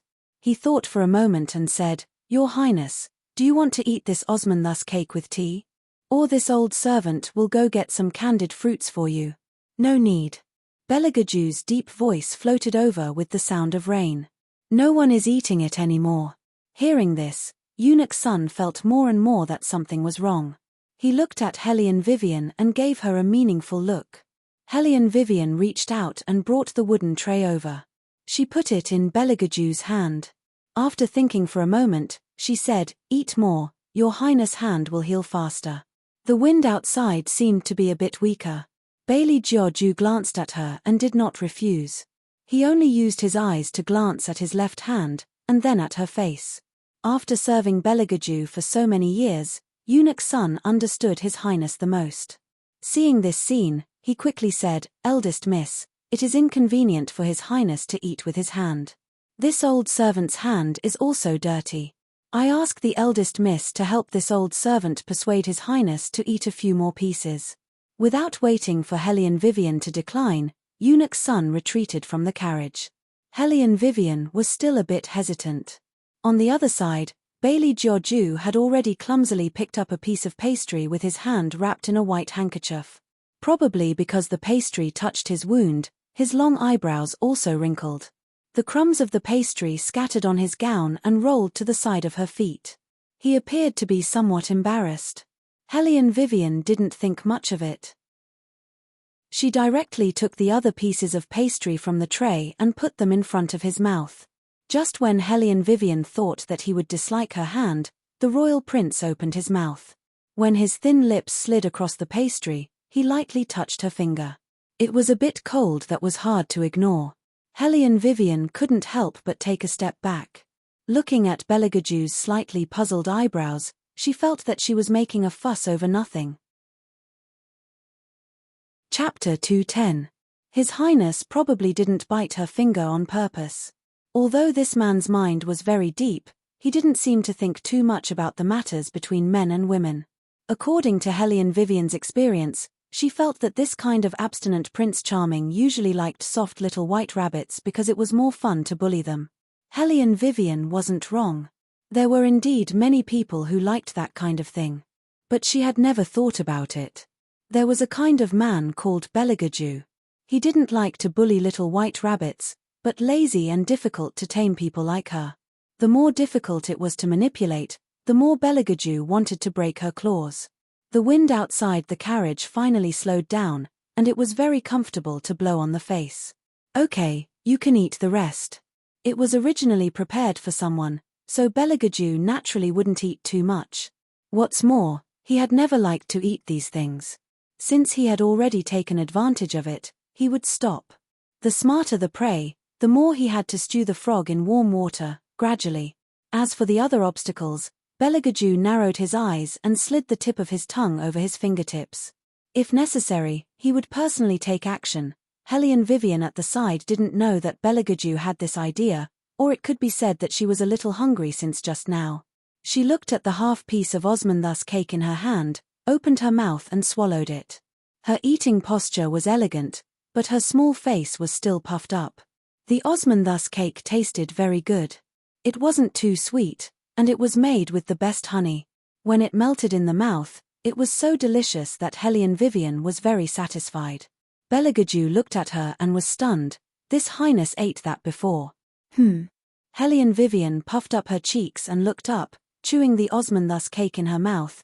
Didn't you say that I should eat the rest? Belagaju looked at her indifferently and seemed to be quite helpless. He supported his forehead with his fingers. I was talking about the food on the plate. Forget it, you continue to eat. For some reason, Hellion Vivian felt that the words forget it were an insult to her intelligence. Looking at the small face in front of him, Belagaju's eyes flashed with a smile. He put his finger to his mouth and coughed a few times. Hellion Vivian naturally saw that he was making fun of her, and suddenly felt a little depressed. Thinking about it, she was usually very smart, but why did she always feel that her brain was not enough in front of this man? Go ahead and laugh if you want to. Hellion Wei leaned back and curled her lips. That kind of vexed little action was very small, but it was clearly caught by the black-bellied His Highness. He thought, in fact, this prey has a weakness. As long as he can hold on, there will be a day when he can directly eat her. He was looking forward to her performance after the wedding. I should be able to use the golden silk prison bed in the palace. She was very suitable to lie on top of it and be slowly invaded by him. That scene would definitely be very beautiful. His prey must be matched with the best things so that he can offend her to his heart's content. Your Highness, the carriage is about to enter the city. Eunuch Sun paid attention to the surroundings. Even if he didn't want to, he had to remind his master through the curtain. In a while, the carriage of the academy students will take a fork in the road and will separate from the carriage entering the city. Do you think it's time for this servant to send eldest young Miss back, in case there are too many people talking about it? This time, Hellion Wei did not wait for Bailey Jiaoju to open his mouth. She patted the Osmanthus cake off her body and directly lifted the carriage curtain. She smiled faintly and said, Eunuch Sun, please lead the way. I have to go back. Eunuch Sun looked at Belagaju behind her and saw that his master did not smile coldly. Only then did he nod his head and answer frankly, yes. Belagaju indifferently drank a mouthful of tea. After Hellion Vivian left, he glanced at Anying. Anying naturally understood his master's meaning. He respectfully lowered his eyes and then swept in the direction of Hellion Vivian. To walk back to his own carriage from the third prince's carriage, there was originally a distance between them. But Eunuch Sun was a shrewd person. Along the way, he made arrangements and asked someone to drive Hellion Vivian's carriage in front and behind. This way, it was convenient to change. Eunuch Sun lifted the curtain for Hellion Vivian with a smile on his face. This time, it's all thanks to the eldest miss. As servants, we are worried about His Highness, but we can't understand his thoughts. We can only rely on the eldest miss's help. Hellion Vivian raised her eyebrows and chuckled. I also can't understand your master's thoughts, but it's right to follow the fur of a tiger. Eunuch Sun suddenly choked. It's not good to compare His Highness to a tiger, right? Hellion Vivian did not look at his reaction and entered the carriage. What's wrong? Belagaju looked at Anying, who came back in less than a quarter of an hour, and raised his beautiful eyebrows. Shadow thought about it for a while, but still decided to recite Hellion Wei's words to him. Bailey Jiaoju sneered, she's actually smart. So it turned out that she was just coaxing him. He thought that she was being sincere. Such a little thing, she was not afraid of a tiger like him swallowing her. He thought that even she helped him bandage his wound under Eunuch Sun's instructions. His good mood just now had changed, and it made his eyes turn even colder. Follow the fur of a tiger? Who was the real prey between the two of them?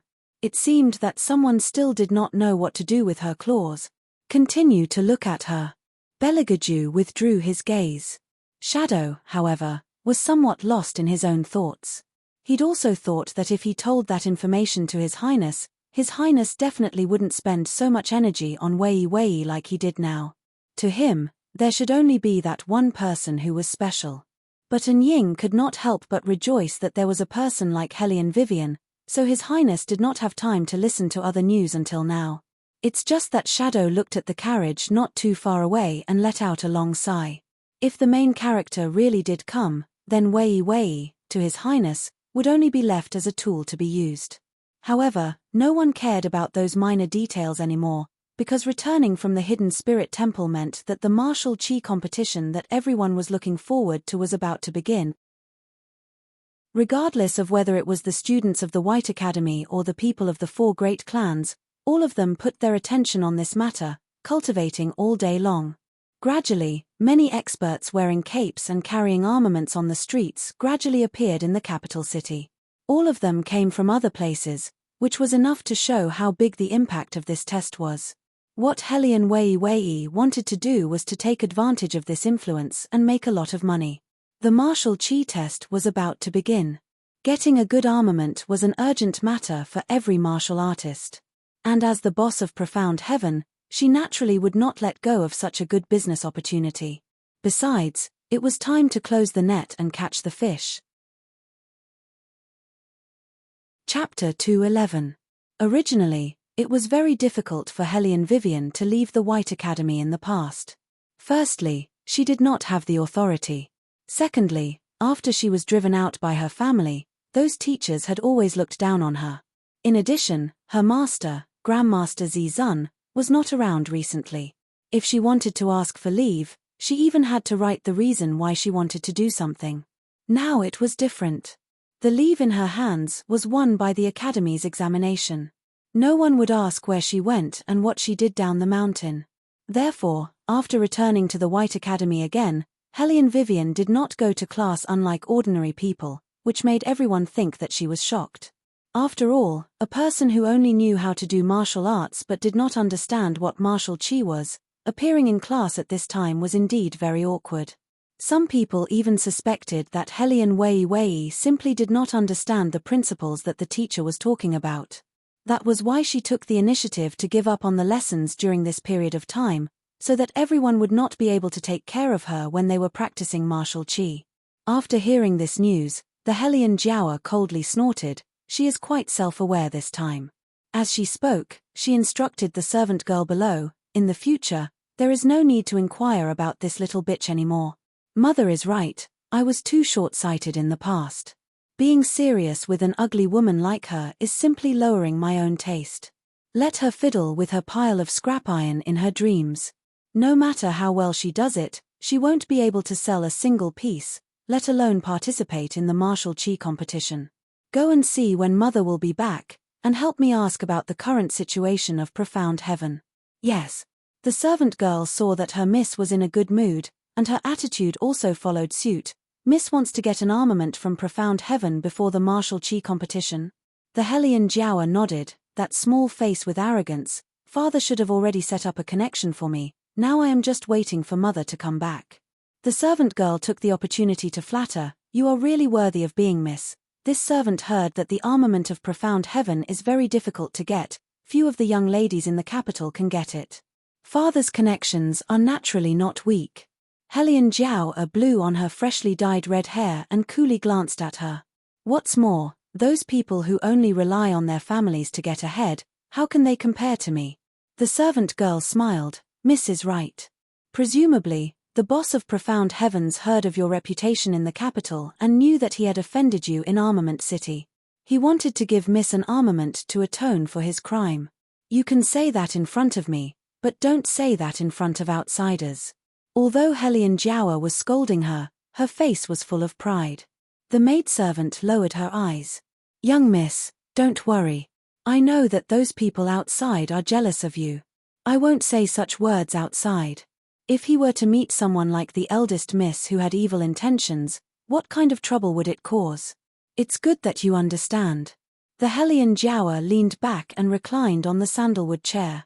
She looked like she had already obtained the Profound Heaven's armament. The servant girl smiled again and fawningly handed her a cup of tea.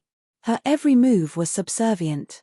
She breathed a sigh of relief, thinking that the young miss had finally returned to normal. During this time, because of the eldest miss, the young miss's mood had never been good. In the end, the ones who suffered were them, the servants. However, the eldest miss was also too much. Why did she like to jump around in front of the young miss so much?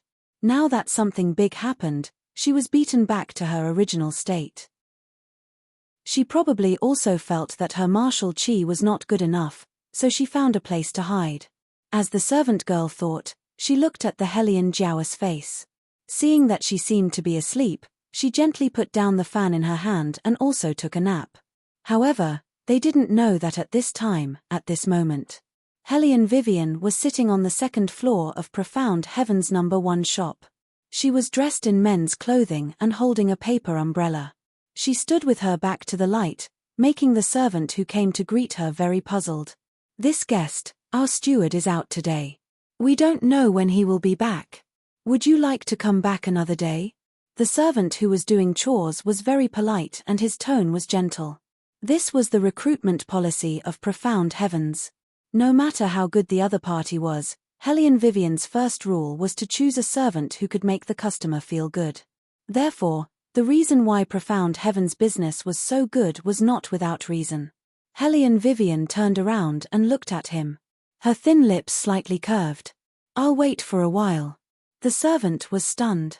Obviously, he was stunned by the person in front of him. He had never seen anyone who looked so gorgeous. At this time, Hellion Wei Wei had regained her appearance. She was wearing a long robe with a golden border and clouds inlaid with 1-inch wide roses. Her beautiful hair was lazily draped over her ears. Her jet-black hair was alluring. She was not dressed very neatly, but her figure was graceful and graceful. Her posture was elegant, her complexion was magnificent, and her aura was like the moon. Under the golden sunset, her straight and slender legs were more beautiful than a model's. Especially when her red sleeves floated in the air and she held a folded umbrella in her hand. The servant thought that he had seen a fairy from the sky. He was a little confused and stood there in a daze. He began to wonder which family this young lady was from. How could she be born with such a bewitching appearance? Yes, although Hellion Vivian was wearing men's clothing. But the shrewd servant still saw her gender, so he was even more confused. He knew a lot of people in the capital, but he had never seen anyone who was more outstanding than this person in front of him. Strangely, he had never seen this person before. No one in the capital had ever mentioned such a person. While the servant was puzzled, he saw the carriages of the 4 stewards appear in front of the shop. The servant was shocked. Usually, only 1 or 2 stewards came to the shop. Why were all 4 stewards here today? Could it be that the second boss was coming? That's not right. The second boss sent a message the day before yesterday, saying that his father had been very strict recently and was forcing him to get married. He disliked that he was always hanging around outside, so he was grounded in the backyard. He said that he would only be released in 2 days. Then what could have happened, for all 4 of the stewards to come? The servant thought for a moment. He could no longer care about the guests behind him. He quickly tidied his collar and hurriedly ran downstairs. Unexpectedly, before he could speak, Steward Zhong asked him, "Is someone looking for this old man today?" "Yes." The servant quickly responded and followed Steward Zhong to look around. "Where is that person?" Strangely, Steward Zhong, who had always been calm, sounded a little anxious. The servant pointed upstairs. "That guest is still waiting in the private room on the 2nd floor. On the 2nd floor? Steward Zhong clenched his teeth. "Why did you arrange for him to be on the 2nd floor? Chapter 212. The servant thought to himself, "It wasn't me who arranged this. It was that person who entered the building as if it was her own home. She entered the private room as if she was familiar with the place. She knew the layout better than him. The 2nd floor it is." Manager Zhong lifted his robe and hurriedly walked upstairs. As he walked, he said, "Go and bring me the best armament parts and the accounts of the store for the past 2 days. The servant exclaimed, "Look at it now. Look at it now." As Manager Zhong spoke, he had already pushed open the door. After seeing that familiar figure, he smiled with relief. "Big boss, you're finally here." "Big boss?" The servant looked up in shock. His eyes flashed with unconcealable astonishment. This person turned out to be the elusive big boss of Profound Heaven. The servant obviously didn't dare to believe it. He glanced at Hellion Vivian again. Wait a minute, he needed time to cool down. Their big boss wasn't a man, wasn't a mighty and majestic man. Instead, it was a young girl who looked less than 20 years old. What happened to the back of a tiger and the waist of a bear? What happened to the white-haired old man? What happened to the reclusive master? What happened to the man who had never shown his face because of his ugly appearance? Their big boss clearly only relied on her face to win against many people. "Uncle Zhong." Hellion Vivian smiled. She reached out and shook hands with Manager Zhong. Then, she glanced at the servant. The servant was dazed. He thought that this voice was also very pleasant to hear. Manager Zhong slapped the back of the servant's head. Why are you still in a daze? Hurry up and prepare the things I just asked you to bring. After he finished speaking, he smiled at Hellion Vivian. This is this old servant's new disciple. He just entered the store and is not familiar with it. Hellion Vivian smiled. Very good. We can hang him in the store as a mascot. The servant suddenly felt like he was in a dream. Was he just praised by his idol? No, after getting the accounts, he must go downstairs and run a few laps. Steward Zhong looked at his own subordinate going downstairs foolishly, helplessly shook his head and said to Hellion Wei Wei, as soon as this old servant received the boss's letter, this old servant rushed back from outside. Only, I don't know what the boss meant by making a profit. Old Zhong, that's enough. Our brothers haven't all arrived yet and you want to trick the boss into giving you lessons. The burly manager Wei walked up. Wei saw that all of her capable subordinates had arrived, only then did she put away the umbrella in her hand, her eyes shining. You should all know that the armaments test is about to begin. Compared to other armaments, our business is indeed not bad. However, compared to what I expected, it's still a bit worse. That's why, starting today, we need to change our business philosophy. From now on, the only thing we need to do is to build momentum. Build momentum? Steward Wei was a little confused. Profound Heavens is currently flourishing. Those people are squeezing their heads and trying to order an armament from our guild. Who in the entire capital city doesn't know about Profound Heavens? They are no different from country bumpkins. Hellion Vivian put down the umbrella in her hand. Although the action was light, because of the excellent armament, it changed the surrounding airflow. This is not enough. This is not enough. Manager Wei stared and turned to look at Manager Zhong. Even the calm and steady Manager Zhong couldn't understand Hellion Vivian's meaning. He could only wait for Hellion Vivian's next words. Hellion Vivian's slender fingers tapped on the table. When she looked up, the sun was setting. Outside the large French windows, it was as if the entire evening had become her foil. Her eyes flashed with a burning light. The harder it is to obtain something, the more precious it is. Let's spread our brand. From today onwards, stop all armaments production. Tell them that in the next few days, Profound Heavens will only sell 5 armaments. We will implement a membership gold card system. We will sell armaments in the form of an auction. Every day, the auction house will only invite 100 gold card members to participate in the auction. If you want to see it, you can come and visit. But there's one thing, you have to reserve the location in advance. This approach is a bit too bold. Manager Wei was tongue-tied. He had never thought that doing business could be done this way. After all, when they opened the shop, Big Boss had told them that everything should be based on the customer's feelings.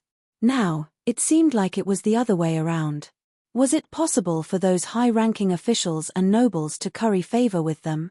What's more, those people were not only rich merchants, but also first-ranking officials. Would they accept this approach?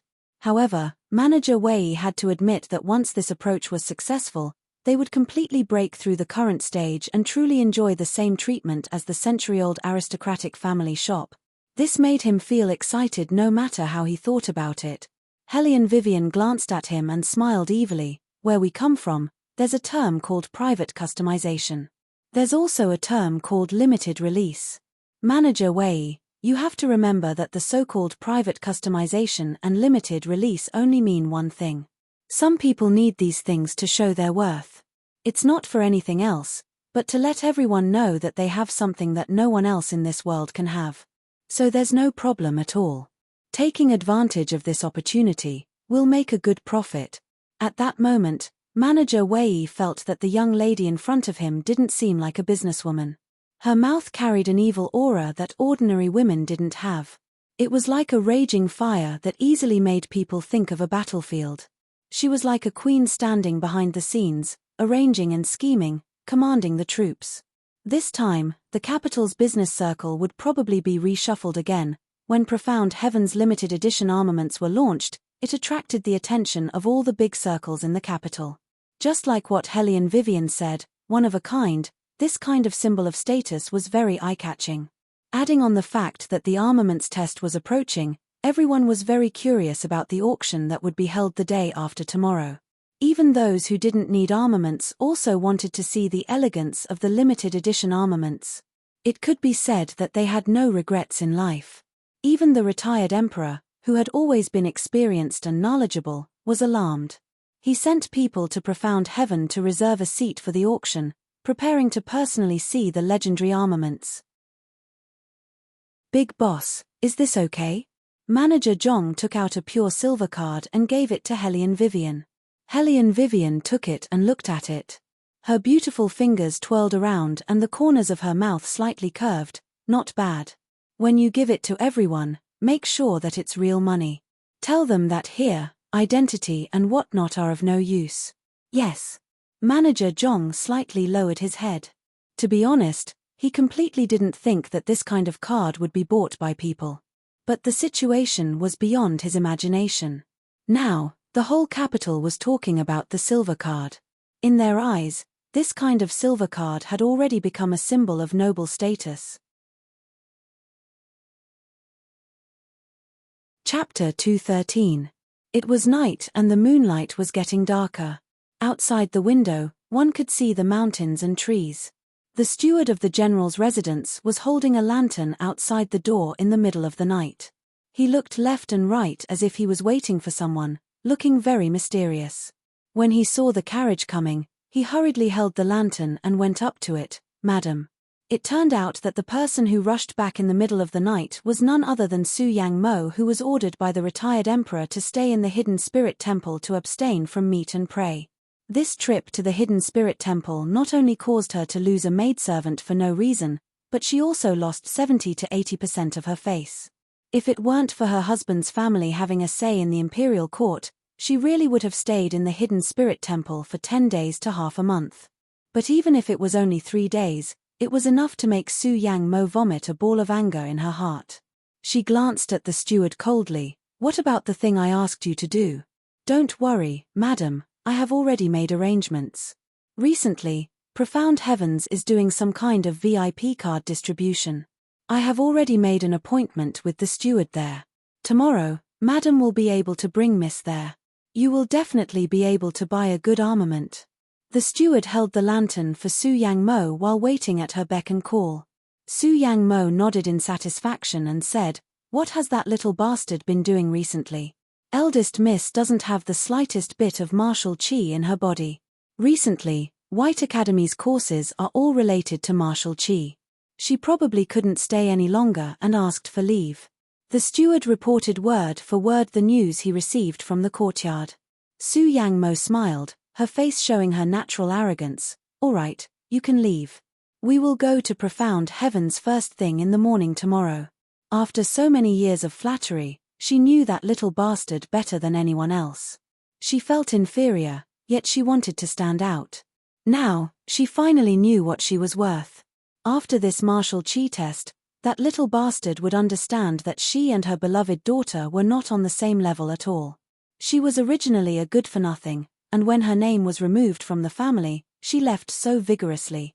At that time, she would still have to come back like a beggar without a single redeeming feature and beg for a living.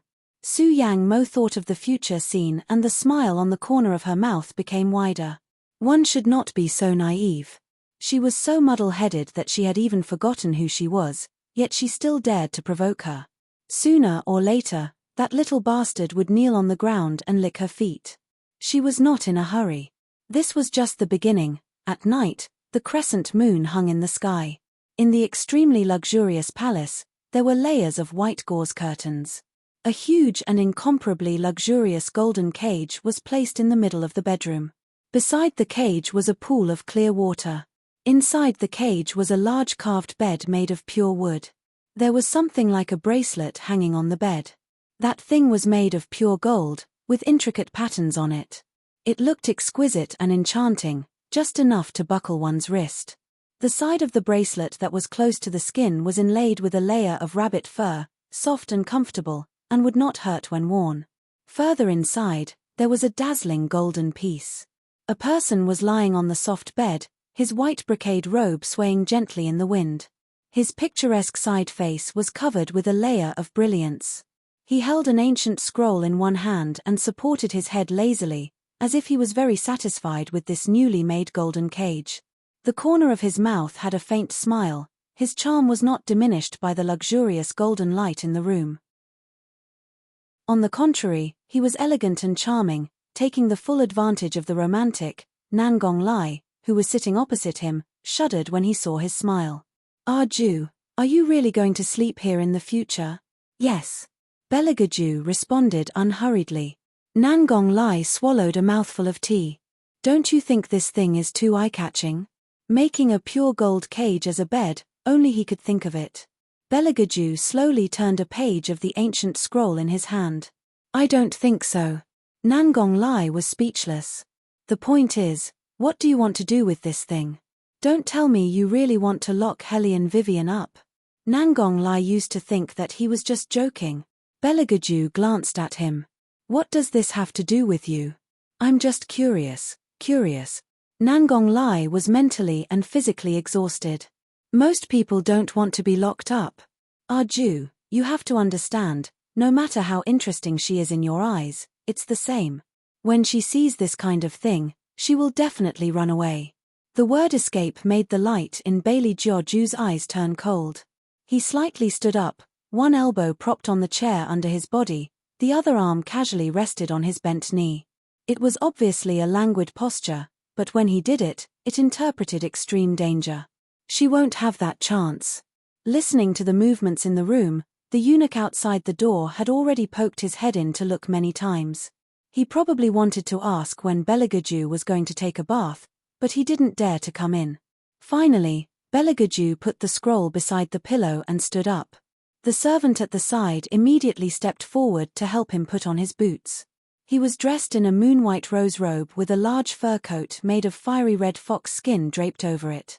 Just as he was about to change into the White Academy's uniform, he saw a dark shadow pass by and respectfully kneel on the ground.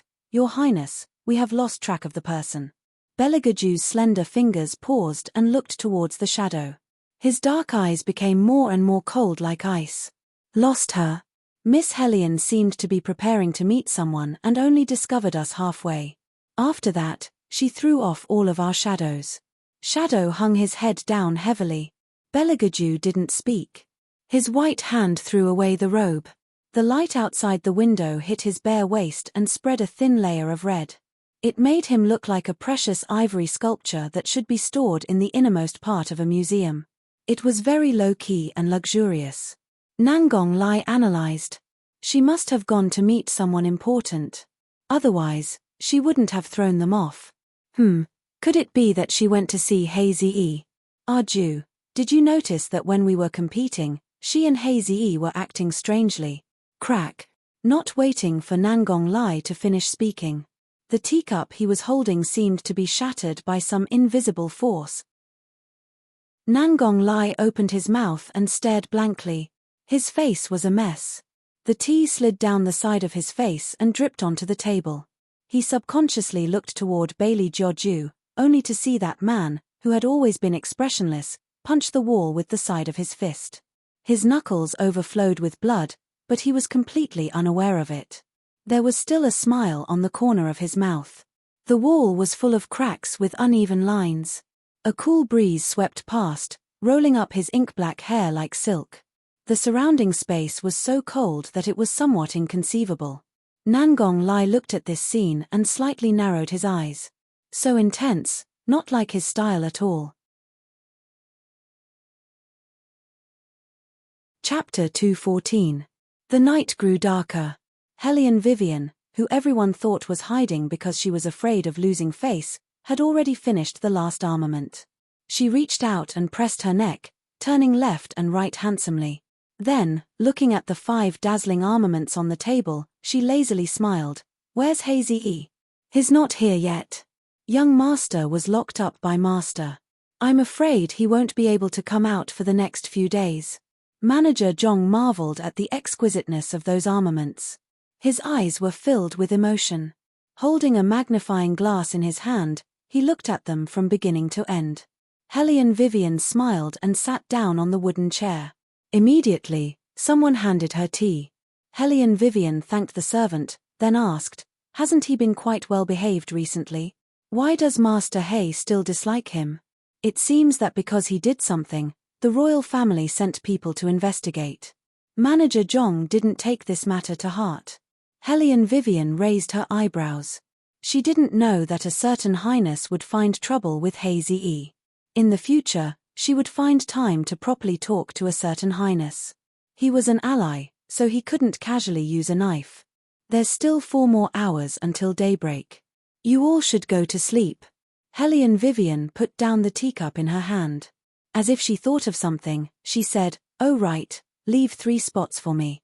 Manager Zhong frowned. 3 spots? Miss still doesn't want to announce your boss's identity. It's not time yet.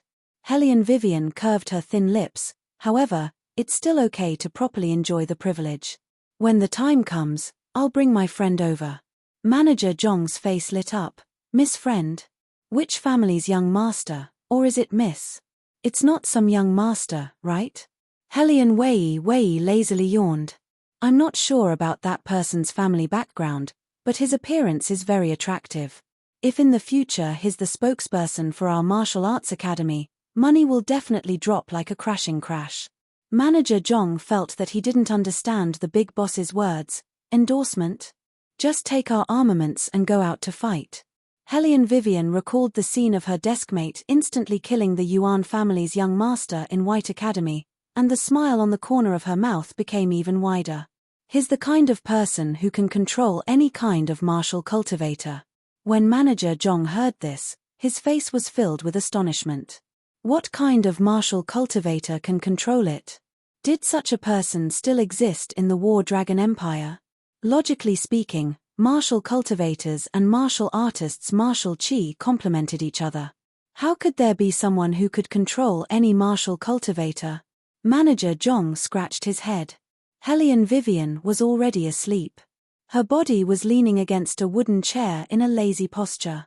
Her long hair fluttered on the golden-colored carpet. Coupled with the fact that she was wearing men's clothing, she really looked like an exquisite and beautiful young man who had walked out of a manga. How could he fall asleep like this? Steward Zhong shook his head, glanced at the servant beside him, and made a shushing gesture. The miss was undoubtedly the most tired today. From the design of the cards to the assembly of the martial cultivators, it was all done by her alone. She didn't even eat a few bites of dinner. She was always busy and busy. Now that she finally had some free time, Manager Zhong didn't disturb her anymore. He retreated with the servant and gave a few instructions to the people below. Manager Zhong looked at the brightly lit auction house. Everywhere was filled with luxury. Every seat here needed to be reserved. The seats at the back cost 10,000 taels, not to mention what kind of status the people sitting in the front row had. This kind of model was unprecedented. In other words, their boss had created another miracle. Only, who would have thought that this miracle was created by the young girl who everyone thought was a good-for-nothing until now? The next day, the capital was in an uproar. Originally, the martial chi competition was about to begin. These 8 big alleys were already filled with people coming and going. Now, because of the martial cultivator auction, it attracted countless martial artists. Some people said that this auction was not the slightest bit inferior to young Master Wu Shuang's auction of martial cultivators. Therefore, in this group of people, not only were there high officials and nobles who wanted to broaden their horizons, there were also various masters in the martial cultivator world. Of course, there were also masters who didn't like the younger generation of Profound Heavens. After all, they were all at that age and had prestige in the capital. This little brat came. Wasn't he provoking them? No matter from which perspective, Profound Heavens was creating a first-class spectacle. For the sake of participating in this auction, Hellion Jiao especially wore a light purple long skirt. The cuffs were embroidered with the same color decorative designs. Silver threads hooked out several pieces of auspicious clouds, with tassels. Her hair was wrapped in a pure white gauze, contrasting with her even more elegant and beautiful appearance. As soon as she got off the carriage, quite a few people turned to look in her direction. It was a pity that beauties always liked to be half-covered, so that they would be more charming. Unfortunately, they wanted to make people unable to see their appearance clearly. Her hand gently held Madame Sue's arm, and she stood at the side like a small and delicate person, watching Madame Sue greet the high officials and nobles who passed by. Those people also wanted to curry favor with Madame Sue, so they didn't mention the part where she was locked up in the temple. Instead, they chatted about all kinds of things, wanting to sit closer to Madame Sue. Therefore, there was no lack of people who wanted to curry favor with her. She pulled Madame Sue's hand and said, "Sister, you're finally here. I heard some time ago that your family has a good relationship with the boss of Profound Heavens. I'm relying on Sister to arrange a good seat. It's just through letters." Madame Sue said modestly, but her heart was full of pride. She smiled gently and said, "Sister, you also know that I'm not in the capital these days. I can help you arrange a good seat." That person laughed. "What did I say? Sister Mo is the one with the ability. Okay, let's go in early. The sun outside is scary. My girl's skin has been delicate since she was young. She can't stand the sun." Madame Sue finished speaking and shook her head, but with a subtle sense of superiority. Hearing this, everyone looked at the Hellion Jiawa. This is Jiawa, right? She's really a beauty that can cause the downfall of a city. She's a beauty that can captivate birds and beasts. How can you say that people can't be compared? My girl stays in the house all day long, and she's cultivating in the academy. After cultivating for so long, she still doesn't have a bit of martial chi. Look at Jiawa, not only is she beautiful, she's also a genius. I think that this time, she'll surprise everyone again. I heard that there are martial artists from Cloudfall Nation who came specifically for Jiawa, wanting to compete with her. Even people from Cloudfall Nation know about Jiawa's fame. That's really not simple. That's right, I heard that it was Master Wu Shuang who brought them. One is a prince from a neighboring country, and the other is a princess from a neighboring country. They both want to see Jiawa's face. Chapter 215. I think that whatever princess is jealous. Someone laughed and intimately pinched the Hellion Jiawa's face. Look at you, how did you give birth to such a beautiful face? You're going to outshine all the women in the world. Auntie Chen, you're making fun of Jiawa again. The Hellion Jiawa shyly lowered her eyes, but the corners of her mouth revealed a complacent smile.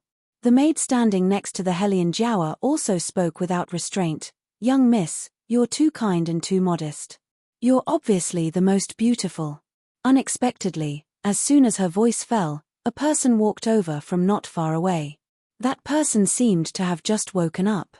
Her jade-like green left hand held a bamboo umbrella, and under the umbrella was a person wearing a red feathered gown. She walked very lazily, and her long calves were casually exposed. Her long silk-like hair hung unbound on both sides, dark and curly. She had a snow-white oval face without much makeup. Her lips were light and very beautiful, but there was a bright red mole at the corner of her mouth. The knurled gown complemented her snow-white skin. Her eyes were bright and slender, and the corners of her eyes were raised. Her curly hair fell to the side of her ears, and the corner of her mouth had a charming smile. The red gown made this laziness even more stunning. Although the gown was for men, because the person wearing it was too lazy to the bone, and the immortal aura was otherworldly, people could tell at a glance that it was a woman. At that moment, almost everyone sucked in a breath of air.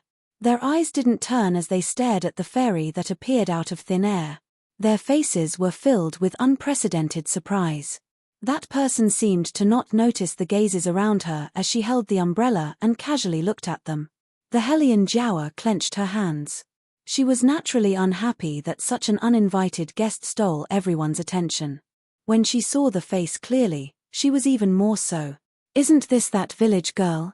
the maid blurted out, causing Madame Sue to look over. "What village girl?" Madame Sue looked at the figure in the distance and felt that it was strangely familiar. But when did such a young girl of the same age as her beloved daughter appear in the capital? Why didn't she know at all? Seeing that her miss didn't say anything, the maidservant said, "It's the fairy that was talked about in the capital some time ago." Madame Sue was in the general's residence at that time, so she was naturally affected by this rumor. She had never taken this matter to heart before. After all, she had meticulously raised Jiao since she was a child. Whether it was the hair cream or the rouge, they were all made of ready-made pearls. She wanted her to grow up into a beauty that no one could compare to. How many times had she entered the palace? How many daughters had she seen? None of them were as outstanding as her Jiao. Naturally, she would not believe the rumors that were circulating in the alleyways. But now, it seemed that there really was something in the capital that she didn't know. Madame Su wrinkled her eyebrows. She didn't like this feeling of being out of her control. But even so, she knew what to say in this matter so that her beloved daughter wouldn't be compared. Nowadays, these girls don't know the rules. With that kind of dress, where did they come from? It's a debate. In the future, when you see this kind of person, take the miss and stay away, do you understand? Although Madame Su's mouth was scolding the servant girl, in fact, she wanted to express that the woman's origin was unknown. She didn't know where this seductive woman came from, but she couldn't even be compared to her family's Jiao. When the crowd heard this, they followed one after another, just don't know which ignorant person's soul has been seduced. It's still Jiao who looks. That person originally wanted to say good-looking, but felt that this statement was too hypocritical. Abruptly, she changed it to pure. Helian Jiao's face was still smiling, but her heart had long since lost the good mood from before. She waited until there was no one else around before she pulled the servant girl over.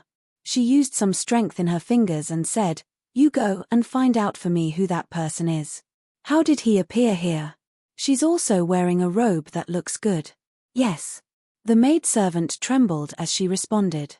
Not for anything else, but because of Helian Jiao's twisted little face. No one had seen the true appearance of the most talented woman in the capital. Only she knew that no matter how cute a person was, when her expression was sinister, it was really frightening. This servant will go and follow her. Wait a moment. Helian Jiao called her back. Go and ask her what she does. If she's just a lowly wench in the red light district, then give her a sum of money and let her stay far away from the capital.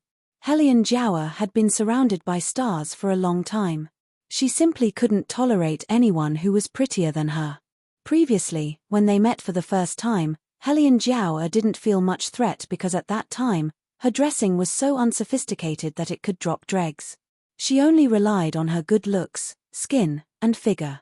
Right now, Helian Jiao clearly and distinctly felt that in front of that person, she had fallen by a large step. No, she must make her disappear. Or, before she leaves, make her tell you the secret to whitening her skin. Helian Jiao's eyes were filled with poison. Ask her what she eats on a daily basis. The maidservant cautiously asked, what if she doesn't say? Then tell her who paid for it. Helian Jiao raised her chin and laughed coldly. It's very easy for the general's residence to make someone die quietly. The maidservant felt a chill run down her back and hurriedly responded, yes. Then she hurriedly chased in the direction Helian Vivian had just left. It had to be said that Helian Jiao was ruined by her own arrogance. If she hadn't looked down on Helian Vivian before, she wouldn't have failed to recognize the umbrella in Helian Vivian's hand. Because that wasn't an umbrella at all. Rather, it was the armament that Wei won at Armament City at that time. However, in order to make it more practical, Helian Vivian had made a few small adjustments later on, so that it had a function that no other armament had. Invisibility. As long as it reached the right temperature and wind direction. This umbrella could automatically create a false airflow, hiding Helian Vivian, who was holding it. However, its external appearance hadn't changed much. That was why Helian Jiao had been too careless, because in her heart, Helian Vivian would always be the ugliest of the ugliest. Helian Vivian had originally wanted to change her clothes first, then paint her face and go to the academy to find those two guys. She wanted to invite them out to watch the armament auction. In the end, just as she turned a corner, she discovered that there was still a small tail that she hadn't shaken off. Only, this small tail was clearly inferior to the previous person, and didn't even know how to hide his presence. Helian Vivian turned sideways, and her ankle suddenly turned.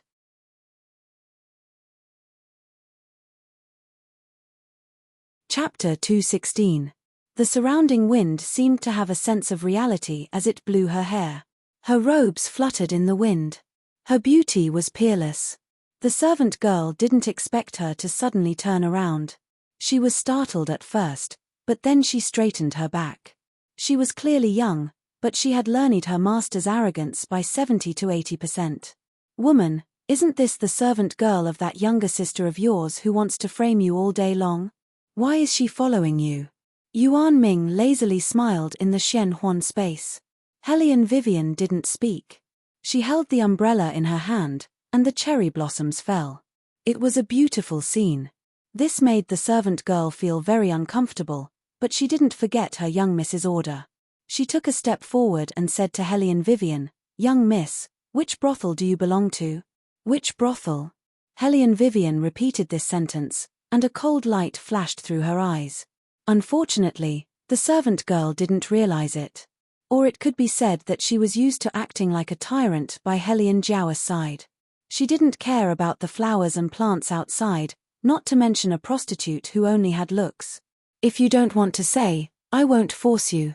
The servant girl put on airs. "I have a banknote worth 10,000 taels. My young miss said that as long as you tell us the secret of how to maintain your skin, this banknote will be yours." "Ah, so someone came to buy you. Woman, I didn't expect you to be so popular." Yuan Ming smiled evilly at the side. Hellion Vivian glanced at the banknote. 10,000 taels? The servant girl thought that she had never seen so much money before. She continued to raise her chin. "That's right." But what she didn't expect was that the other party actually laughed lightly. That laughter seemed to have a little bit of playfulness. 10,000 taels is such a small amount of money. Your young miss can take it out. It's enough to buy a servant girl like you. You. The servant girl was angry. She thought that such a wild woman dared to challenge her, a head servant who came from the general's residence. She immediately sneered. "Do you know who I am? You really want to do this the hard way?" Hellion Wei casually glanced at her and allowed her to yell at her side, as if she simply didn't put her in her eyes. Compared to Hellion Vivian's faint smile, the maid's warning did not have any effect. Instead, it became unnecessary noise. When the maidservant saw this, she didn't care about anything else and scolded, "Do you really think you're so valuable? You're just a whore. I'm talking to you. Can't you hear me?" Hellion Vivian looked at her. Suddenly, she tilted her head and smiled. Then, there was a slap. A slap landed on his face. The maidservant was shocked and covered her face in disbelief. She was so angry that her face was distorted. She glared fiercely and screamed, "You dare to hit me, you dare to hit me, you bitch." "Pa." Hellion Vivian raised her hand again. Her smile was cold and charming. "So what if I hit you? You. I'm going to kill you." The maidservant completely lost her mind.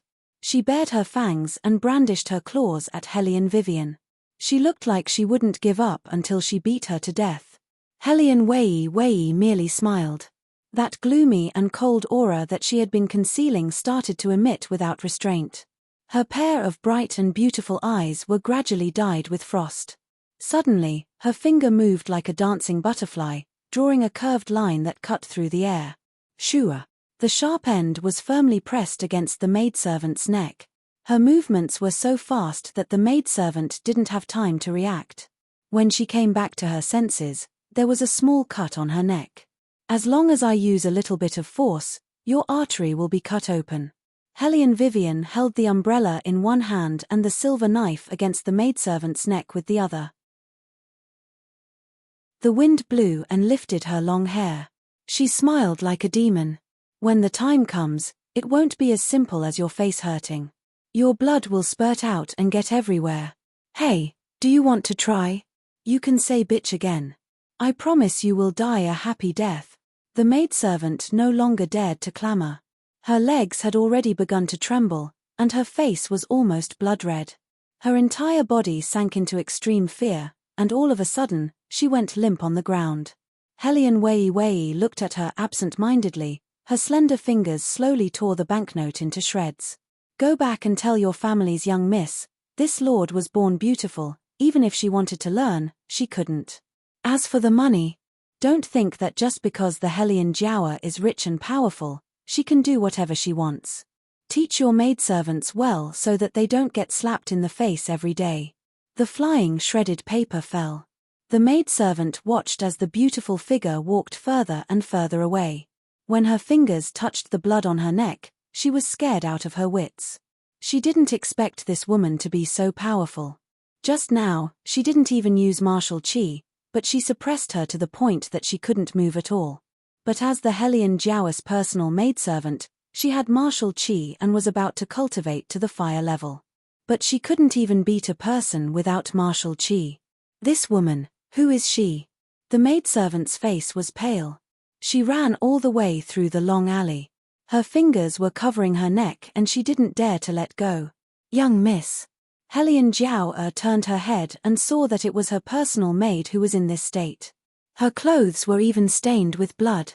While no one was paying attention, she hurriedly pulled her to the side and frowned. What's going on?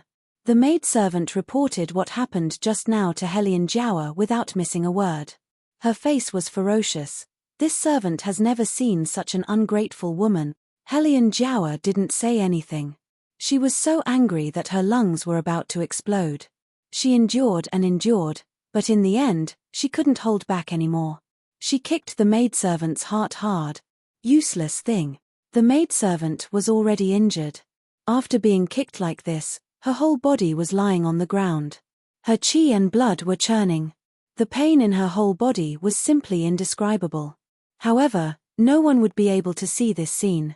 When Hellion Jiaoer turned around, she had already recovered her usual charming and innocent appearance. She walked into the crowd like a well-bred young lady with outstanding conduct. In her heart, there were no less than 100 thoughts of finding that slut and cutting her into pieces. Her eyes were filled with unconcealable jealousy. As a mother, naturally, Madame Su had long since seen these things. She sent someone to first drag that servant girl away, then walked over and patted Hellion Jiaoer's hand, saying, "How many times have I told you, nothing else is important. What's important is the results of this time's armament test. Why do you care about a country bumpkin? Just wait, in a moment, when the auction starts, these people will know that only you are worthy of being the center of attention." Chapter 217.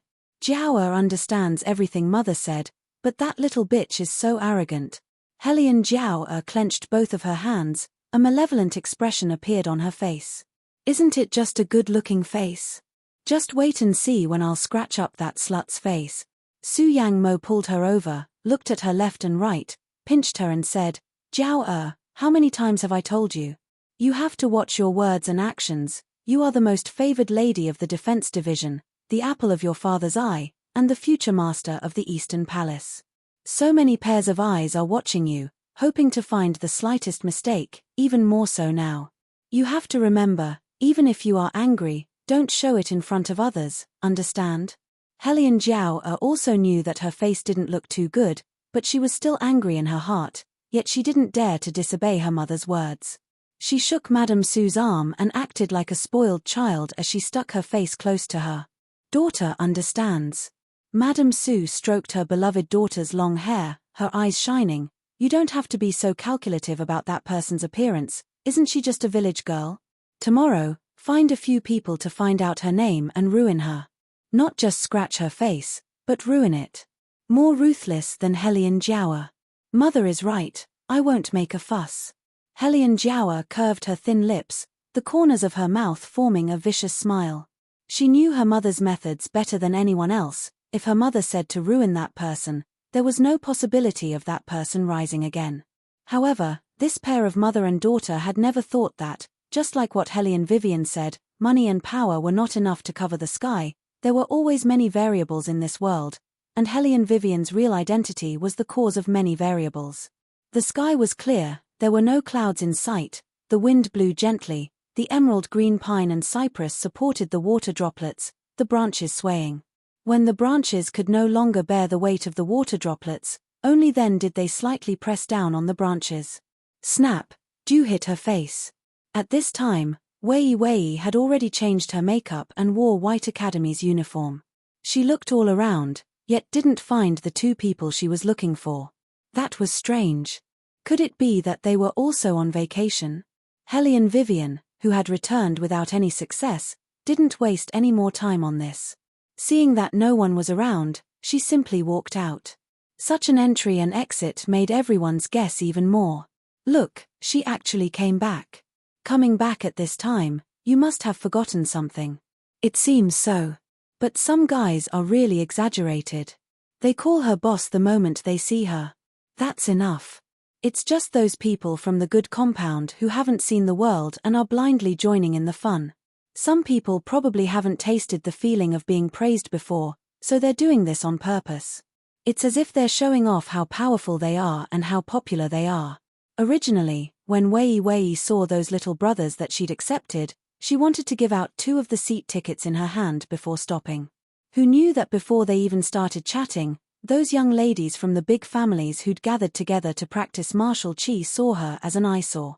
They wholeheartedly thought that she was fighting for a position and looked down on her. After all, no matter how she thought about it, they were stronger than her. This woman's martial chi was indeed good, but what was the use of that? A bad family background was fatal. Furthermore, she didn't have the slightest bit of martial chi. Those people should be surrounding them. Why were they so blind as to surround a country bumpkin? Hellion Vivian understood that this was all caused by jealousy. She crossed her arms and looked at them with an evil smile. The person standing beside her was also a straightforward person. Chen Yifeng, who was from the general's estate, spoke with a reckless spirit. Are you done? You're always chattering. Other than speaking ill of others, what else can you do? Just based on this point, you can't compare to boss. Yes. Your boss is an influential figure. One of them laughed mockingly. After all, there isn't anyone who can't even score a point in the martial chi class. Even the Hellion family couldn't help but kick her out of the family tree. Relying on her little martial chi attainments, she thinks that she's invincible. In the end, when the martial chi test came, she revealed her true colors. I don't understand. We're both from the general's estate, but Miss Jiao is very kind. Even when she went to Profound Heaven's auction, she didn't make a fuss. If your boss really has the ability, she should also go to the auction and stroll around. Sister, what are you saying? Aren't you making things difficult for our eldest miss? With all of her belongings, it's estimated that she can't buy a seat in the last row of the auction. You shouldn't make things difficult for a poor student. The ladies from the noble families talked back and forth, waving their fans at each other and mocking with fake smiles. You all shut up for me. The more Chen Yifeng listened, the angrier he got. He also studied martial arts. After he lost to Hellion Vivian, he was convinced. People like them who studied martial arts, in addition to talent, also paid attention to dexterity. Not everyone could learn martial arts, not to mention how difficult it was to sell those materials. And their boss was the most awesome. Even if ordinary materials, in her hands, could be turned into a top-notch martial art, these people with eyes at the top of their heads simply didn't know what this meant for the martial arts world. They even ridiculed their boss for not having money. If their boss had money, the martial arts she made would definitely be sold like hotcakes. It can't be, young Master Chen, you want to fight with us for her? Someone sized up Chen Yifeng with a glance. I say, young Master Chen, you shouldn't have some shameful thoughts about your boss, right? For example, you want to marry your boss or something like that. After the words fell, another burst of laughter. Among them, a lady from an aristocratic family laughed until tears came out.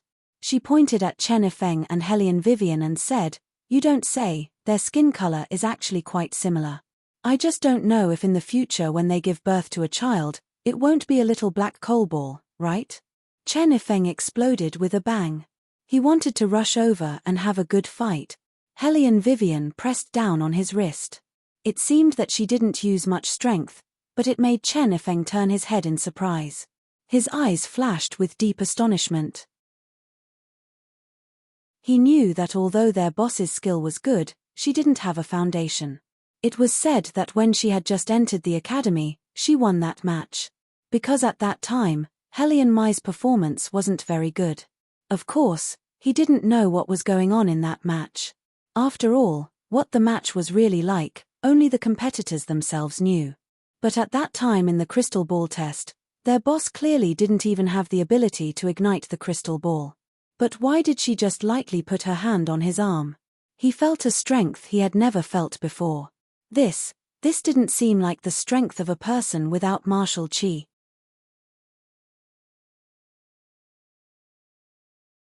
Chapter 218.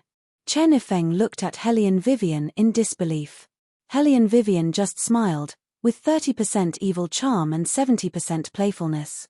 Her eyes met the ridicule of those rich young masters and young ladies. It turns out that the Profound Heavens auction location is so popular. Of course. Those people glanced at her arrogantly. Don't tell me you don't know what Profound Heavens is. Come to think of it, a person like you, I'm sure you haven't even seen Profound Heavens before. Chen Yifeng's eyes were red. Our boss really wants to see Profound Heavens armaments. Grandmaster Zizun's armaments are also top-notch. Haha, a country bumpkin is a country bumpkin, really can't communicate. That person held a handkerchief. I say sisters, let's not waste time here. Let's see if we can buy a seat in the back row through Miss Jiao. There's no need to think about the front row. It must have already been booked. These words are true. I heard that the auction won't start until tonight. Let's go ask for leave now and let Miss Jiao take us in. How about it? I think it's okay. A group of people laughed and talked, walking together in the direction of the superior compound. Even some of the people who were surrounding Helion Wei just now also awkwardly changed sides at the last minute. This kind of phenomenon actually often appeared in modern times, forming cliques to squeeze people out. It was probably because they looked down on Helion Vivian from the bottom of their hearts. Like those people said, she didn't have power and influence, so she was doomed to be criticized no matter what she did. But those people probably never thought that they would regret this decision so much in the near future. Helion Vivian glanced at the people around her. In addition to Chen Yifeng, there were 2 girls and a boy. Among the 2 girls, one of them made Helion Vivian raise her eyebrows. When she looked at her, there was a touch of light in her eyes. This is the childhood sweetheart that Hazy, that guy, didn't dare to confess to. Nalan Hongye saw Helion Vivian looking at her. She raised her eyes and was very forthright. What's wrong? Are you interested in coming with me? Helion Wei's words were interrogative, but she didn't give the other party the slightest chance to refuse. Her fingers grasped Nalan Hongye's wrist. She had to bring this along. She was the future young madam of the He family, so what if she took Zhong Wei's Eddie's World's tickets? In a moment, when they arrived at the shop, she would tell manager Zhong to put all the bills on Hazy. The more Helion Vivian thought about it, the more she felt that it was a good idea. The smile on her face grew wider. Yes. Nalan Hongye had never seen such a woman before. Her smile only made people feel comfortable. She didn't have the subtle gaze that others looked at her. She had always done things like a man, and there were many old men in her family, so she had been raised as a man since she was young. To be honest, she really couldn't understand women. Alright, even though she was also a woman. But for example, when they were eating together, their conversation would always revolve around Helion Vivian. She didn't want to participate in this kind of conversation. These people gradually alienated her. Bastard, she just wanted to be a beautiful girl who ate quietly. Was it so difficult? Also, those letters written to Hazy, could they always be sent to her? Being sent letters like this by so many girls would affect her marriage in the future. What's more, every time she told Hazy about this kind of thing, Hazy would only give her a cold laugh. He even said that if she sent such letters to the Hay residents again, she should never see him again. Then, when she didn't see him, he got angry and said that she had no conscience. He was already locked up, but she didn't know to send him food.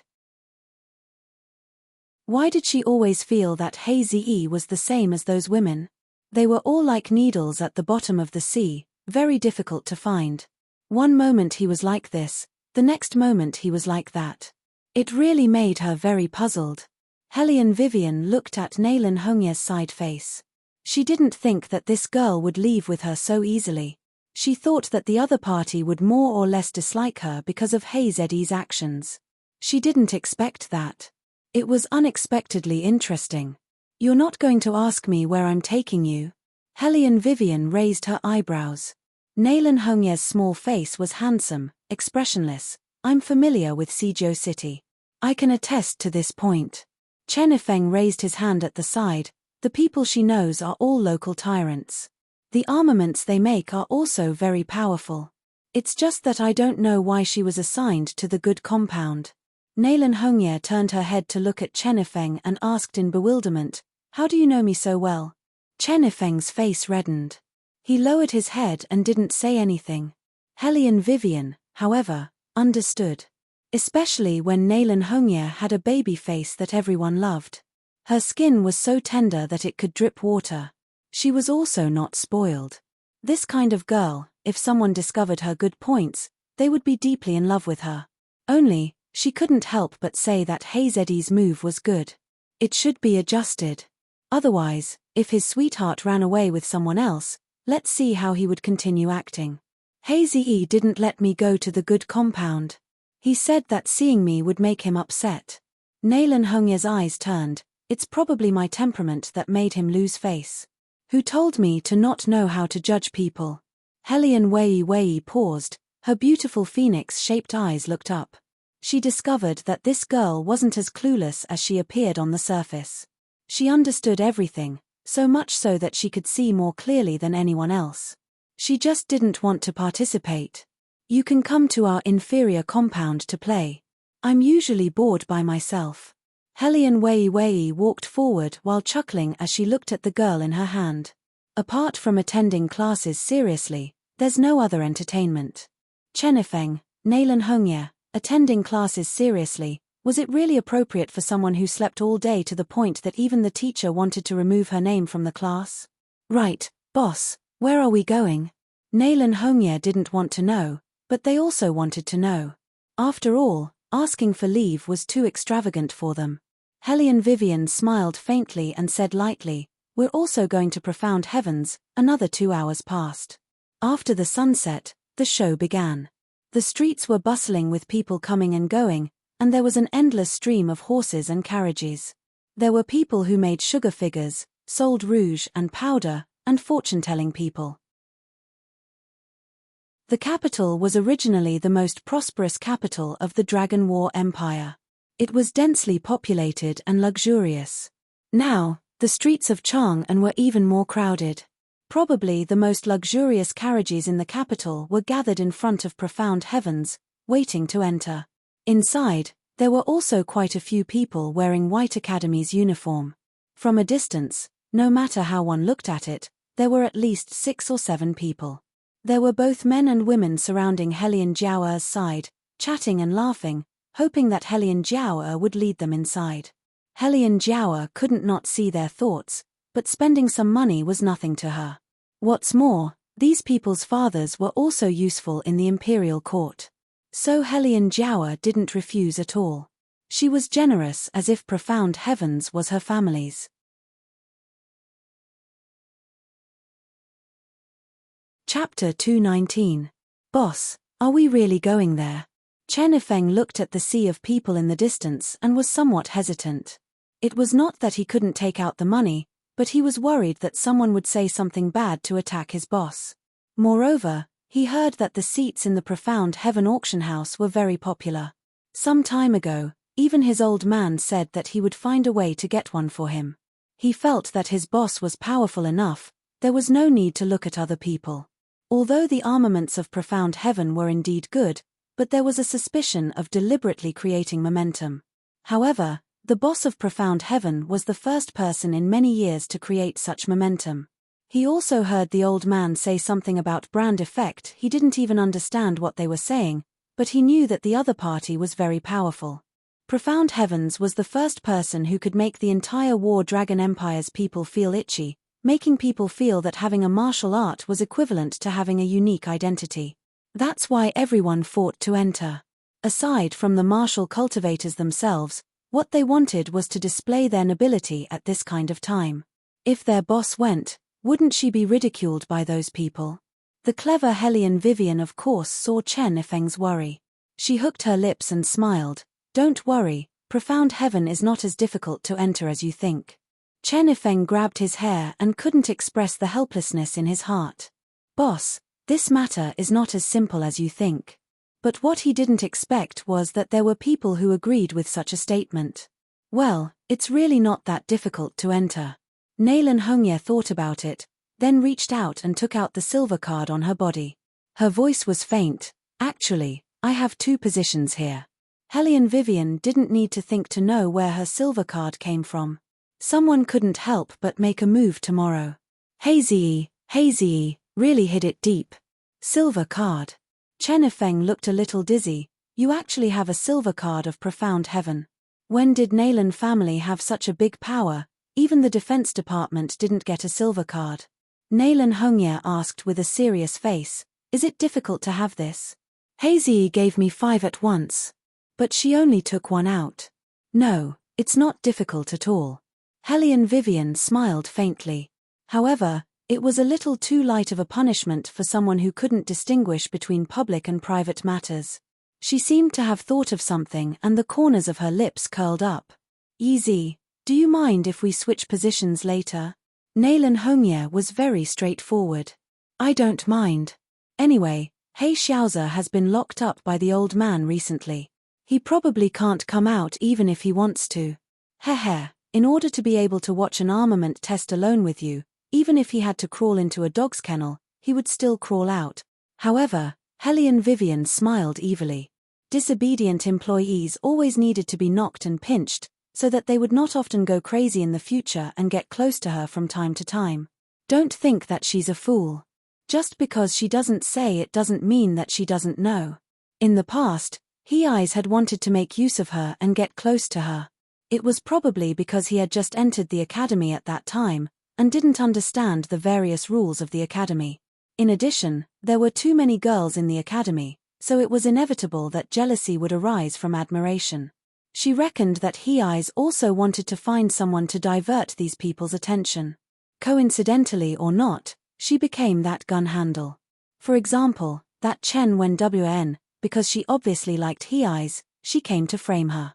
That's why it's said that a blue face is more deadly than a femme fatale. It was because of this that He Eyes deliberately distanced himself from Nalan Hongye and turned around to get close to her. Hellion Vivian had long seen through this layer, but didn't say anything. Firstly, it was because she felt that the feelings of childhood sweethearts were more precious. Although she didn't really approve of He Eyes' method, she couldn't deny that to some extent, it could indeed protect another person. Of course, she wasn't Mother Mary, sacrificing herself in order to protect someone. The main reason was that she was already standing on the cusp of the storm, so she didn't care if there was one more. Arguing with He Eyes about this wasn't enough time to waste. Secondly, He Eyes treated her pretty well. She wasn't an ungrateful person. Having this brother, she naturally stood on the same line. But, occasionally giving him a small punishment to let him know how powerful she was also necessary. Moreover, she really wanted to see what that playboy young Master He, who had never put anyone in his eyes, would look like when he was jealous. Nalan Hongye didn't know what Hellion Vivian was thinking. Chen Yifeng and the other 2 students didn't even catch their breath, and didn't even follow up with the conversation. It was obviously very difficult to get those silver cards. Okay. Nalan Hongye even got 5 at once. That was practically better treatment than the royal family. Why does young Master He have so many silver cards? Chen Yifeng was impulsive and rash, but his brain wasn't stupid. Could it be that he has some kind of relationship with Profound Heaven's boss? Hellion Vivian glanced at him indifferently, smiling faintly. You can ask He Eyes this question when you have the chance. It's almost time, let's go first. Chen Yifeng was still a bit dizzy, his head swelling as he followed Hellion Vivian and the rest into the crowd. Look who's here. Why is she here? Don't tell me that these people also came to the auction to watch the auction. The few students who had previously ridiculed Hellion Wei and the others in the academy looked at them with amused eyes, especially when they looked at Hellion Wei. Disdain was clearly written on their faces. Helian Jiaoer also saw Helian Vivian and the rest of the group. She frowned. Big sister? What is this bitch doing here? Big sister? When the surrounding madams heard Helian Jiaoer's address, they all turned to look at Helian Weiwei's direction. They only saw a young girl with a dark face standing there. The clothes on her body were also made of the most common materials. Looking left and right, there wasn't a single piece that was presentable. Sister Sue, this is your adopted eldest daughter. It's really better to see her than to hear about her 100 times. Look at her, he. It had to be said that he was an all-encompassing word, not only in modern times, but also in ancient times. Everyone knew that Su Yang Mo looked down on Helian Vivian from the bottom of her heart. After all, the Helian family was a famous beauty in the entire Dragon War Empire. There was even a rumor that she would marry the neighboring country's emperor. But no one knew what happened, and in the end, Helian Guang Yarrow became the son-in-law of the Helian family. At that time, no one knew who the Su family was. If the Helian family hadn't changed hands, Su Yang Mo probably wouldn't have been able to match up to the Helian family.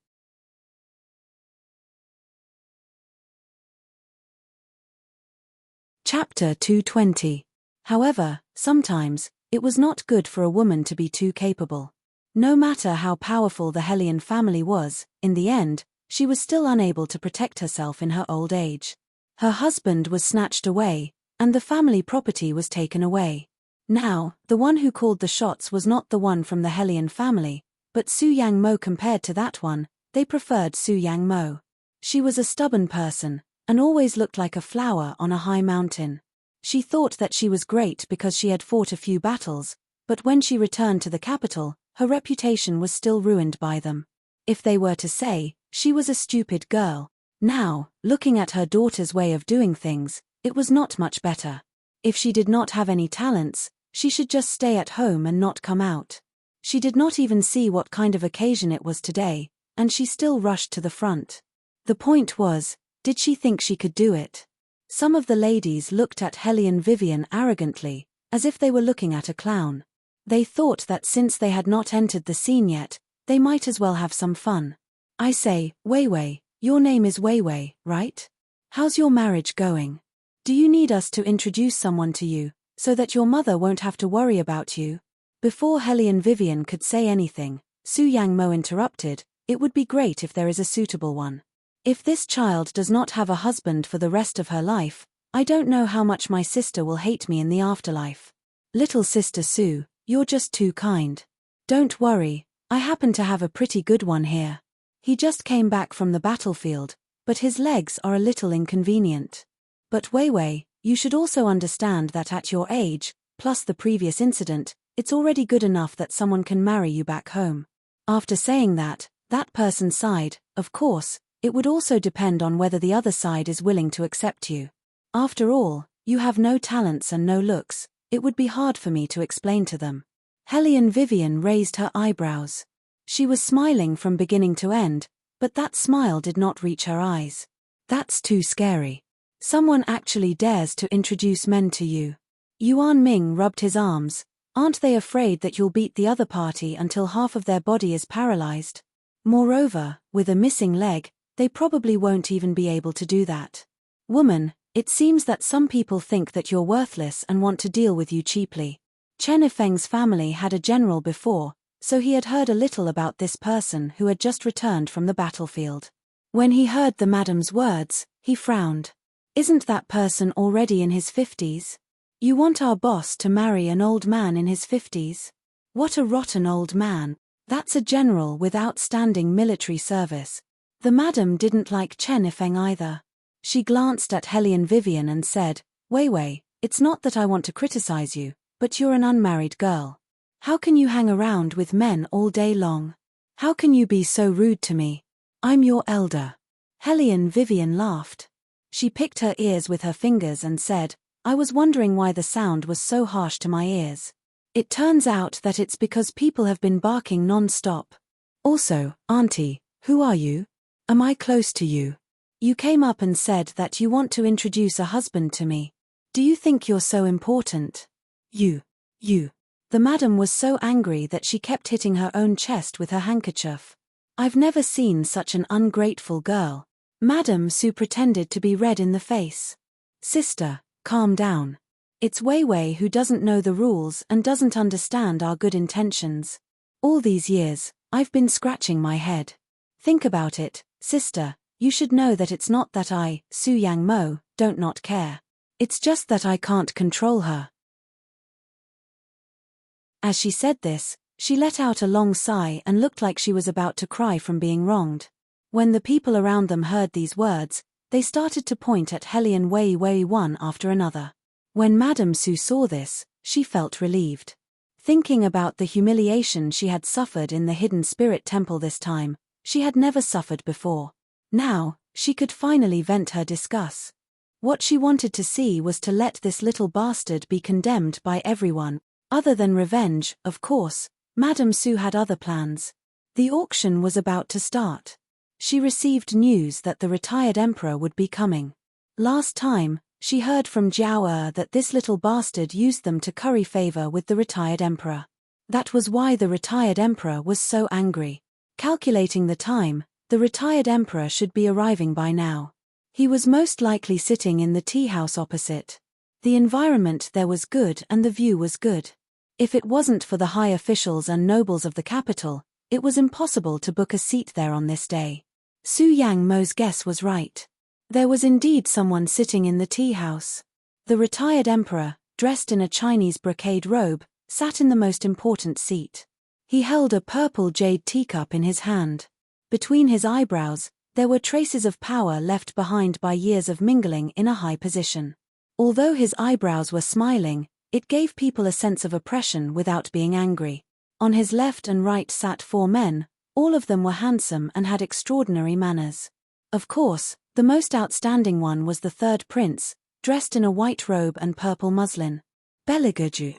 His elbows casually rested on the carved wooden chair, and his slender, white fingers lazily propped up the side of his face. His finely crafted white robe fluttered in the wind, and his ink-black hair fluttered, revealing his handsome face that was both good and evil. The light of the setting sun faintly shone on his body through the wooden window, outlining his perfect figure in varying shades of light. Sitting opposite him was the heir of the Murong Palace, Murong Changfeng. Compared to Bailey Jiaoju's coldness and indifference, his eyes were filled with appropriate gentleness, not too much, not too little, and not too much. He wore a brocade cloak with a navy blue cloud-embroidered robe. His eyes watched the scene below and he sneered. Now that woman should know how difficult it was for her to marry someone other than him. Although he didn't like to see anyone treat her like this, it was more important than anything that there was someone who could let her see this clearly. Eunuch's son, who was standing beside him, was not as magnanimous as Murong Changfeng. Ever since he heard the words below, he wanted to go out and stop it, but the retired emperor had an attitude of wanting to listen. Therefore, no matter how anxious Eunuch's son was, he could only stand to the side and look at his master's faint smile. He thought of His Highness's face, but he was still wearing a mask. If he took off the mask, who knew how cold it would be? In this way, someone was going to be unlucky, regardless of what Hellion Vivian meant to His Highness. But in front of His Highness, she was so brazenly introducing her husband to His Highness's favorite princess. You're tuning in to the Celestial War YouTube channel. Don't forget to subscribe and join us on this journey to catch the most captivating stories.